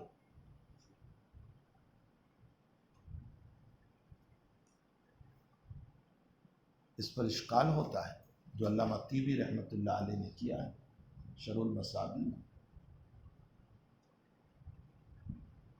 کہ یہ کیسے ہو سکتا ہے کہ فرشتہ اتنے زوروں سے دباوے کہ نبی علیہ الصلوۃ والسلام کی طرف سے مشقت کی انتہا کا مطلب فرشتے نے اپنی انتہائی قوت کے ساتھ دبایا. میری طرف سے فرشتے کی طاقت کی انتہا ہو گئی.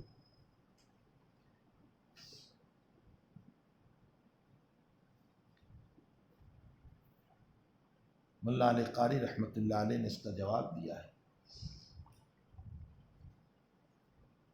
کہ جب کوئی مخلوق دوسرے کی صورت کو اختیار کرتی ہے تو اپنی اصلی قوت ختم ہوتی ہے. مثلا جن سانپ کی شکل اختیار کر لے تو جن کی اپنی قوت ختم ہوتی ہے، سانپ کی قوت رہتی ہے. فرشتہ جب انسانی شکل میں آیا، یہاں انسانی شکل میں آئے تھے تو انسانی قوت ہوگی، فرشتے کی اپنی اصلی قوت نہیں ہوگی. اور جب انسانی قوت ہوگی تو اس صورت میں نبی علیہ الصلوۃ والسلام کے دبانے پر فرشتے کی طاقت کی انتہا ہو سکتی ہے نبی کے مقابلے. سمجھ میں آئے؟ یہ تب ہے جب کہ آپ جہد پڑھو، اس صورت میں ترجمہ ہوگا حتی بلغ منی الجہد، یہاں تک کہ مجھے دبانے میں فرشتے کی طاقت کی انتہا ہو گئی. ورنہ راجح قول جہد ہو، یعنی مجھے خوب مشقت پہنچی. اور اس پر دلیل بھی پیش کی ہے کہ دیکھو موسیٰ علیہ السلام کے پاس فرشتہ روح قبض کرنے آیا تھا لیکن انسانی شکل میں آیا، تو طاقت کا اتنا مسئلہ ہوا کہ حضرت موسیٰ علیہ السلام نے تھپڑ مار دیا اس کو. بخاری شریف کی روایت ہے، یہاں تک کہ آنکھ نکال دی، فرشتے کی آنکھ نکال دی. معلوم ہوتا ہے کہ فرشتہ جب انسانی شکل میں آتا ہے تو پھر انسانی قوت ہوا کرتی. لیکن یہ ساری تقریر، اشکال اور جواب تب ہوگا جب آپ جہدہ پڑھو. ورنہ جہدو پڑھو تو اس صورت میں ترجمہ ہوگا سیدھا سا کہ میری مشقت کی انتہا ہو گئی، یعنی مجھے بہت مشقت پہنچی. مطلب یہ ہے 3 مرتبہ آپ کو دبایا. اب یہاں 2 باتیں ہیں. ایک بات تو یہ ہے کہ غطات کی حکمت کیا ہے، دبانے کی حکمت کیا ہے. اس لیے کہ جب حق تعالیٰ جل شانہ نے جبریل امین کو وحی لے کر بھیجا تو یہ ساری باتیں اللہ ہی نے کہی ہوگی، دبانے کی بات بھی. تو غطات کی وجہ کیا ہے؟ ایک بات تو یہ ہے. نمبر 2، اور غطات ثلاثہ کی حکمت کیا ہے، 3 مرتبہ دبانے کی حکمت کیا ہے. 2 باتیں ہیں یہاں. نمبر 1، جہاں تک تعلق ہے غطات کا، تو دبا کر کے چند باتوں کی طرف اشارہ کیا گیا. نمبر 1، آپ کے قلب مبارک کو پاک کرنا مقصود تھا. نمبر 2، آپ کو یہ بتانا تھا کہ جیسے اس وقت آپ کو مشقت ہو رہی ہے، اسی طرح آپ پر اتارا جانے والا جو قرآن ہے وہ قولاً ثقیلا ہے، اس کا وزن ہوگا. نمبر 3، آپ کو اس بات کی طرف متنبہ کرنا تھا کہ یہ اوہام و خیالات نہیں ہے، حقیقت ہے. بعض مرتبہ انسان کو وہم ہو جاتا ہے تو ذرا انجیکشن مار کر کے بتایا جاتا ہے یہ وہم نہیں ہے، حقیقت ہے. تو آپ کو دبا کر کے اشارہ کیا گیا کہ یہ جو وحی آئی ہے یہ اوہام و خیالات نہ سمجھنا بلکہ اس کی حقیقت ہے. نمبر 4، آپ کو اس بات کی طرف اشارہ کیا گیا کہ قرأت آپ کی قدرت میں نہیں ہے۔ اگر آپ کی قدرت میں ہوتا تو ابھی آپ کو کہا گیا پڑھیے، آپ نہیں پڑھ پائے، تو آپ کی قدرت میں نہیں ہے۔ اور بس انہیں یہ لکھ دیا کہ اصل میں آپ کو اس لیے دبایا گیا کہ جبریل امین دیکھنا چاہتے تھے کہ آپ کچھ کرتے ہیں یا نہیں کرتے۔ یہ عبث جواب ہے۔ بھلا صاحب شریعت کی اس طرح آزمانے کی کیا ضرورت تھی کہ وہ کچھ کرتے ہیں یا نہیں؟ یہ تو نفس غطات کی حکمت تھی۔ غطات ثلاثہ 3 مرتبہ کیوں دبایا؟ اس کے باب میں بھی محدثین نے مختلف وجوہات لکھی۔ قاضی شریح رحمۃ اللہ علیہ تو فرماتے ہیں کہ 3 مرتبہ آپ کو دبا کر 3 مرتبہ تنبیہ کی طرف اشارہ فرمایا، یعنی استاد اپنے شاگرد کو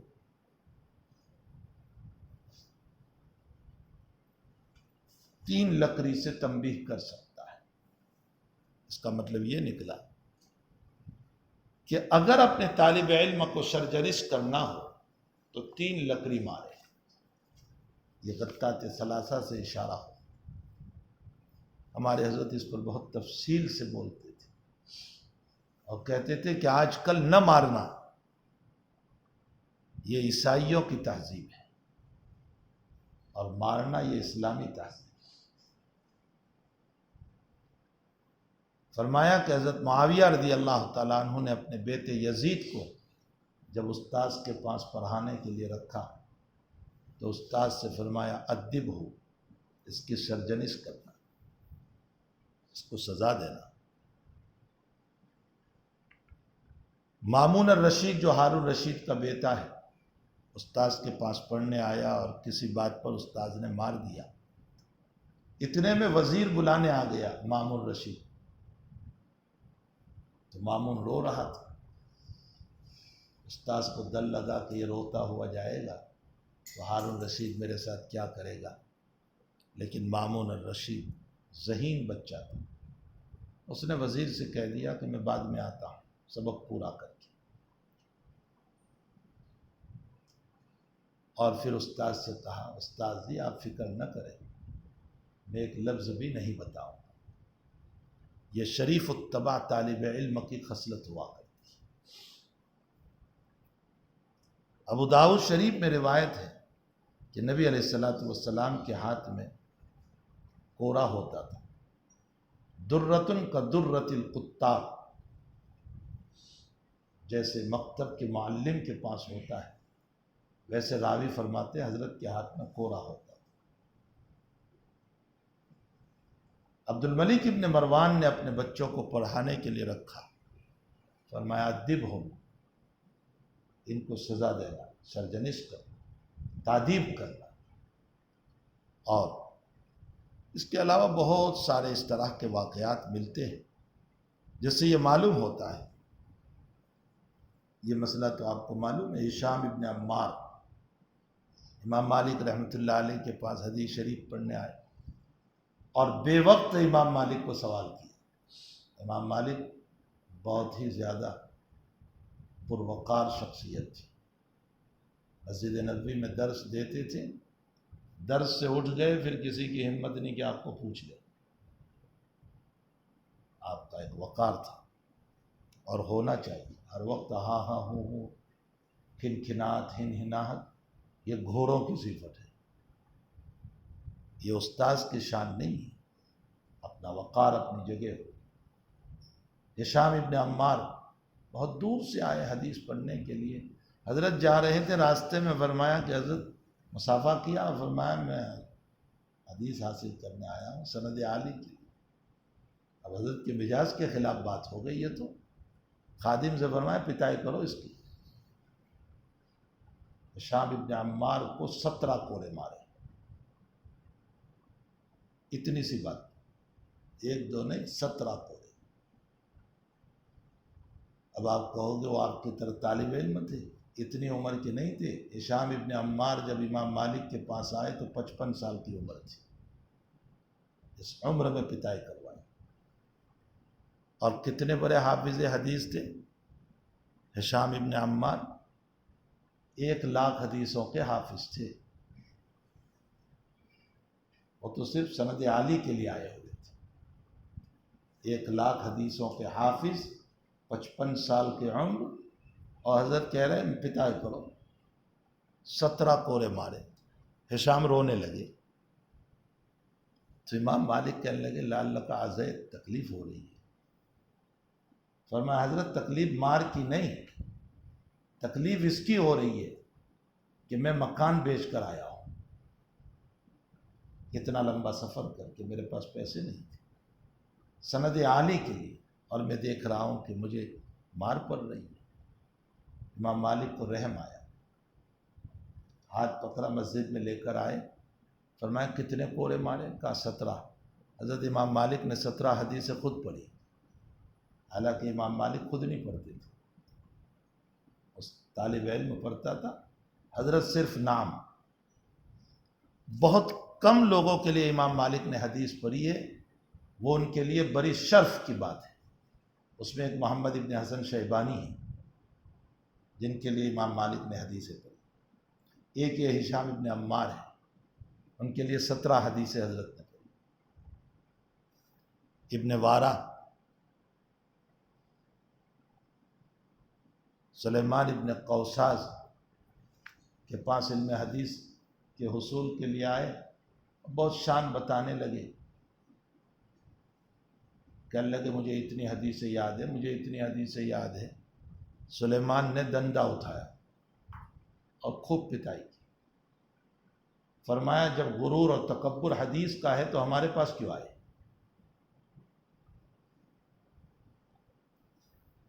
بہرحال تاریخ اٹھاؤ تو آپ کو پتہ چلے گا کہ طالب علم کو تنبیہ کرنا جائز ہے، لیکن اس شرط کے ساتھ کہ واقعتاً طالب علم کا قصور بھی ہو۔ نمبر 2، استاذ کا نفس شریک نہ ہو۔ نمبر 3، اخلاص ہو۔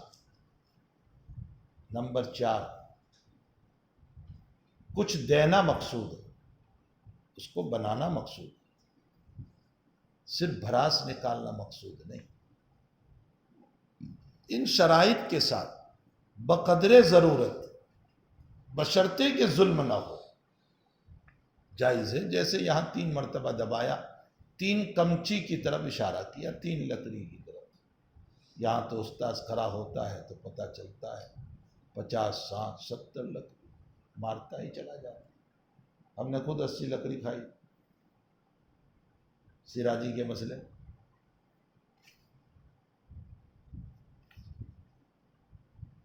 یہ سب شریعت سے ناواقفی ہے۔ بہرحال بالکل نہ ہو یہ بھی شریعت کے خلاف، اور جرم سے زیادہ ہو یہ بھی شریعت کے خلاف۔ پھر اس کے ساتھ ساتھ جس طالب علم کو تم نے تنبیہ کی اس کو پھر بلا کر دلجوئی بھی کر دو، اس کو کھانا کھلا دو، اس کو کچھ پیسے دے دو، اس کا جی خوش ہو جائے گا۔ لیکن آج کل کا ماحول ایسا ہے کہ اس ماحول میں احتیاط بہتر ہے، چونکہ نہ علم سے محبت، نہ شریعت سے اتنی محبت، نتیجہ یہ ہوتا ہے کہ طالب علم بھی استاذ کو مقدمے سے ڈراتا ہے، اور اس کے اولیاء اور ماں باپ بھی مقدمے سے ڈراتے ہیں۔ ایسے زمانے میں احتیاط بہتر رہے گا، واللہ سبحانہ وتعالی عالم۔ بعض مسائل جو شرعاً ہوتے ہیں لیکن احتیاط اس میں ضروری ہے۔ بخاری شریف کتاب الاطعمہ میں آپ روایت پڑھو گے، کھانے کے بعد انگلیوں کو چاٹنے کا مسئلہ جہاں آئے گا وہاں خود چاٹ لے، او یلعق، یا چتوا لے، تو کس سے چتوائیں؟ وہاں شراح حدیث فرماتے ہیں کہ اپنی بیوی سے چتوا لے، اپنے بچوں سے چتوا لے، اپنے شاگرد سے چتوا لے۔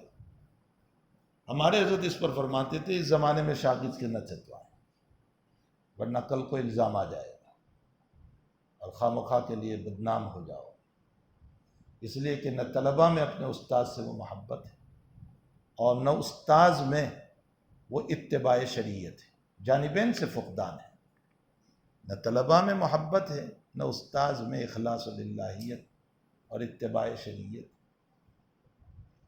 معین الدین چشتی رحمۃ اللہ علیہ نے 19 یا 22 سال تک خواجہ عثمان ہارونی رحمۃ اللہ علیہ کی خدمت کی۔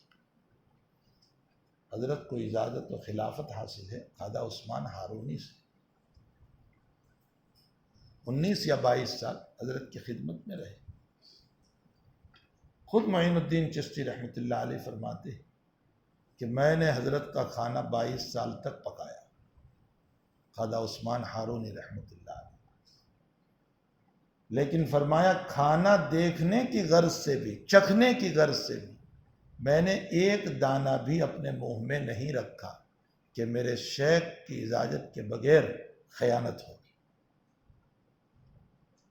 یہ وہ مرید میں جب اخلاق ہوتے ہیں، طالب علم میں جب اخلاق ہوتے ہیں تو پھر اس میں علم منتقل ہوتا ہے، پھر اس کی ذات امت کے لیے مفید بنتی ہے۔ اگر یہ باتیں نہیں ہوتی ہے تو پھر رسمی طور پر تو مولوی بن ہی جاتے، اس کا اشکال ہی نہیں ہے، اس لیے کہ 8 سال مرور زمان ہو جائے گا تو مولوی کی سند تو مل جائے گی، لیکن جو نور ہوتا ہے وہ نہیں آتا۔ بہرحال یہ ساری باتیں اس پر ہوئی کہ حضرت شریح رحمۃ اللہ علیہ فرماتے ہیں کہ یہ 3 مرتبہ دبانا یہ تنبیہ استاذ کی قبیل سے ہے کہ اگر استاذ تنبیہ کرنا چاہیں تو اس صورت میں 3 لکڑیوں کے ذریعے سے تنبیہ کر سکتا ہے۔ نمبر 2،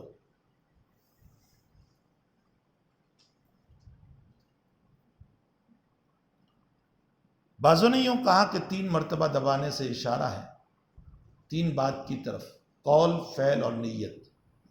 اپنے قول میں بھی اخلاص رکھو، اپنے فعل میں بھی اخلاص رکھو، اپنی نیت بھی صحیح رکھو۔ نمبر 3، بعضوں نے کہا کہ 3 مرتبہ دبا کر جبریل امین نے اس بات کی طرف اشارہ فرمایا کہ جو قرآن تم کو دیا جائے گا، جو وحی تم کو دی جا رہی ہے، وہ 3 مضامین پر مشتمل ہے: عقائد، احکام اور اخبار بالغیب۔ نمبر 4، علامہ ابو القاسم سہیلی رحمۃ اللہ علیہ فرماتے ہیں کہ 3 مشقتوں کی طرف اشارہ ہے: شیب ابی طالب میں بائقات، ارادہ قتل یعنی آپ کے قتل کی سازش، اور نمبر 3، احب الاوطان کو چھوڑنا، محبوب ترین وطن مکۃ المکرمہ کو چھوڑنا۔ 3 مشقتوں سے ان 3 چیزوں کی طرف اشارہ کیا گیا۔ یہ تو علامہ ابو القاسم نے فرمایا، اور بعضوں نے یوں لکھا کہ 3 مرتبہ دبانے سے 3 شدتوں کی طرف اشارہ کیا گیا۔ شدت تلاوت یعنی آپ کو تلاوت میں شدت ہو، شدت فہم معانی، اس کے معنی کو سمجھنا جو آپ پر قرآن کریم کو نازل کیا گیا، اور شدت تبلیغ، آپ کو اس قرآن کی تبلیغ میں بڑی مشقت اٹھانا پڑے گا، بڑی تکلیفیں ہوگی۔ 3 مرتبہ دبا کر پہلے ہی سے نبی اکرم صلی اللہ تعالیٰ علیہ وسلم کو ان 3 باتوں کی طرف اشارہ کیا گیا۔ ہمارے حضرت مولانا حسین احمد مدنی نور اللہ مرکزہ اور حضرت مولانا محمد زکریا صاحب کاندھلوی ثم المہاجر المدنی نور اللہ مرکزہ فرماتے ہیں کہ صوفیہ کے وہاں کچھ نسبتیں ہیں جو ایک شیخ اور مرید کے درمیان ہوا کرتی ہے، اور وہ نسبتیں 4 ہیں۔ نمبر 1، نسبت انعقاصی۔ نمبر 2، نسبت القائی۔ نمبر 3، نسبت اصلاحی، اور نمبر 4، نسبت اتحادی۔ نسبت انعقاصی کا مطلب یہ ہوتا ہے کہ ہم کسی شیخ کے پاس بیٹھے، مجلس میں گئے، قلب پر ایک عکس پڑا، جیسے ابھی درس میں بیٹھے ہیں، قلب پر ایک عکس پڑا، یہ وقتی ہے۔ مجلس ختم ہو گئی، بات ختم ہو گئی. یہ ایک عکس پڑا ہے. آپ بجلی چل رہی ہے، اس کے نیچے بیٹھے ایک عکس پڑا، اندھیرے میں جاؤ گے پھر وہی مسئلہ. اس نسبت کا کوئی ایسے اعلیٰ معیار نہیں ہے. نمبر 2، نسبت القائی. القائی کا مطلب یہ ہوتا ہے کہ شیخ کے مجلس میں ہم پہنچے، بار بار جاتے رہے، جس کی وجہ سے شیخ نے اپنے قلب کے نور سے ہمارے قلب پر ایک چنگاری لگا دی. اس کی مثال ایسی ہے، کسی کا دیا جل رہا تھا، اس کے دیے سے ہم نے اپنی موم بتی کو لگا دیا، ہماری موم بتی بھی سلک گئی. اب ہماری موم بتی کو ہم ہوا سے بچائیں گے تو ہی بچے گی، اور اگر نہیں بچایا تو ہوا اس کو بجھا دے گی. شیخ کے قلب سے بار بار حاضری کی بنیاد پر ہمارے قلب میں ایک چنگاری تو لگی محبت خداوندی کی، لیکن اس کو شیطانی اور نفسانی خواہشات کی ہواؤں سے بچاؤ گے تو بچے گی، ورنہ تو وہ کمزور ہے، بجھ جائے گی. لیکن بہرحال پہلی نسبت کے مقابلے میں یہ نسبت کچھ اعلیٰ ہے. نمبر 3، نسبت اصلاحی. نسبت اصلاحی کا مطلب یہ ہوتا ہے کہ شیخ کے ساتھ تعلقات اور بار بار کی حضور کی وجہ سے شیخ کے قلب کے ساتھ ہمارا قلب جڑ گیا، اور اب شیخ کی باتوں سے قلب پر ایک اثر ہونے لگا، اور ہم خود اب کچھ کرنے لگے. تہجد میں مزہ آنے لگا، کچھ اشراق ہو گئے، کچھ چاشت ہو گئی، اچھے اخلاق آ گئے. اس کی مثال ایسی ہے جیسے ایک بڑی نہر جا رہی ہے، اس کے ساتھ ہم نے اپنے کھیت کی چھوٹی نہر کو جیسے کھیت والے کرتے ہیں، اس بڑی نہر سے ہماری چھوٹی نہر میں پانی آیا کھیت، لیکن یہ جب تک پانی آئے گا جب تک کہ چھوٹی نہر میں پتھر نہ آ جائے. اگر پتھر آ گیا تو پھر پانی آنا بند ہو جائے گا.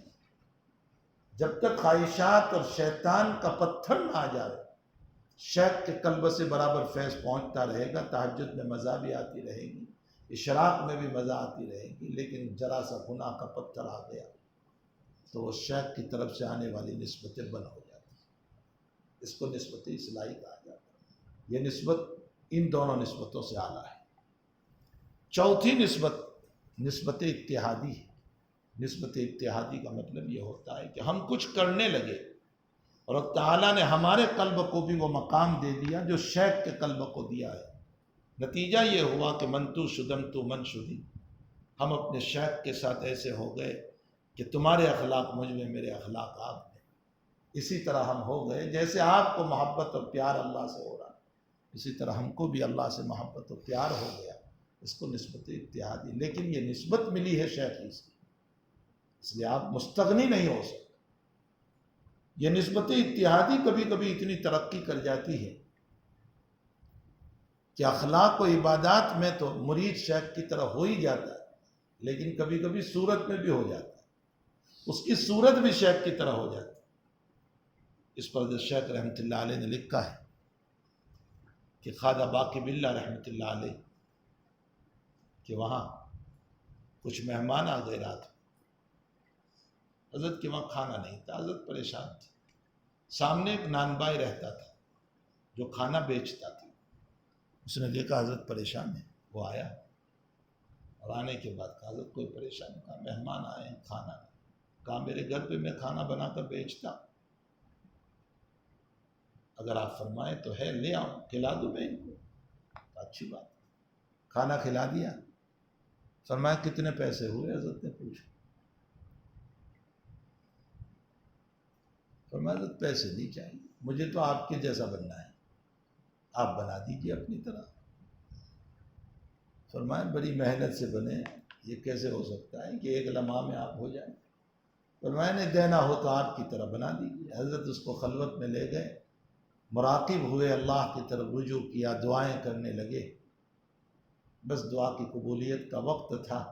جب وہاں سے نکلے ہیں تو صورت بھی حضرت باقی باللہ کی طرح ہو گئی تھی. پہچاننا مشکل تھا کہ اصل باقی باللہ کون ہے اور دوسرا وہ کون ہے، لیکن چال سے پتہ چلتا تھا. ایک کی چال میں پریشانی تھی، ایک کی چال میں سکون تھا. خدا باقی باللہ کی چال میں سکون تھا، یہ برداشت نہیں کر سکتا تھا۔ رات نہیں گزری کہ صبح موت ہو گئی۔ یہ نسبت اتحادی پر منتو سدم تو منشتی کا مسئلہ، یہ نسبت اتحادی۔ جب یہ چاروں نسبت سمجھ میں آ گئی تو حضرت مدنی اور حضرت شیخ رحمۃ اللہ علیہ فرماتے ہیں کہ غار حرا کے ذریعے سے نبی اکرم صلی اللہ علیہ وسلم کو نسبت انعکاسی حاصل ہو چکی تھی خلوت کے ذریعے سے، اور پھر 3 مرتبہ دبانے سے، پہلی مرتبہ دبایا تو نسبت القائی حاصل ہوئی، اور دوسری مرتبہ سے نسبت اصلاحی، اور تیسری مرتبہ سے نسبت اتحادی۔ اس لیے نسبت اتحادی پر آپ کو پہنچانا ضروری تھا کہ ملک سے بشر کو لینا ہے، ملک سے بشر کو لینا ہے۔ ظاہر سی بات ہے کہ بشر بشریت کو چھوڑ کر صفت ملکوتیت میں آئے گا تو ہی تو لے پائے گا، تو سمجھ میں بھی آئے۔ اس لیے نسبت اتحادی پر پہنچانا ضروری تھا، تو تیسری مرتبہ دبانے سے آپ کو نسبت اتحادی پر پہنچایا گیا تاکہ آپ نزول وحی کے موقع پر صفات بشریت سے نکل کر صفات ملکوتیت میں آ جائے اور آپ جبریل امین سے وحی کو لے سکے۔ یہ نسبتوں کو دینا تھا، اس لیے نبی اکرم صلی اللہ تعالیٰ علیہ وسلم کو 3 مرتبہ دبایا گیا، اور پھر اس کے بعد فرمایا اقرأ بسم ربک الذی خلق، خلق الانسان من علق، اقرأ وربک الاکرم۔ اللہ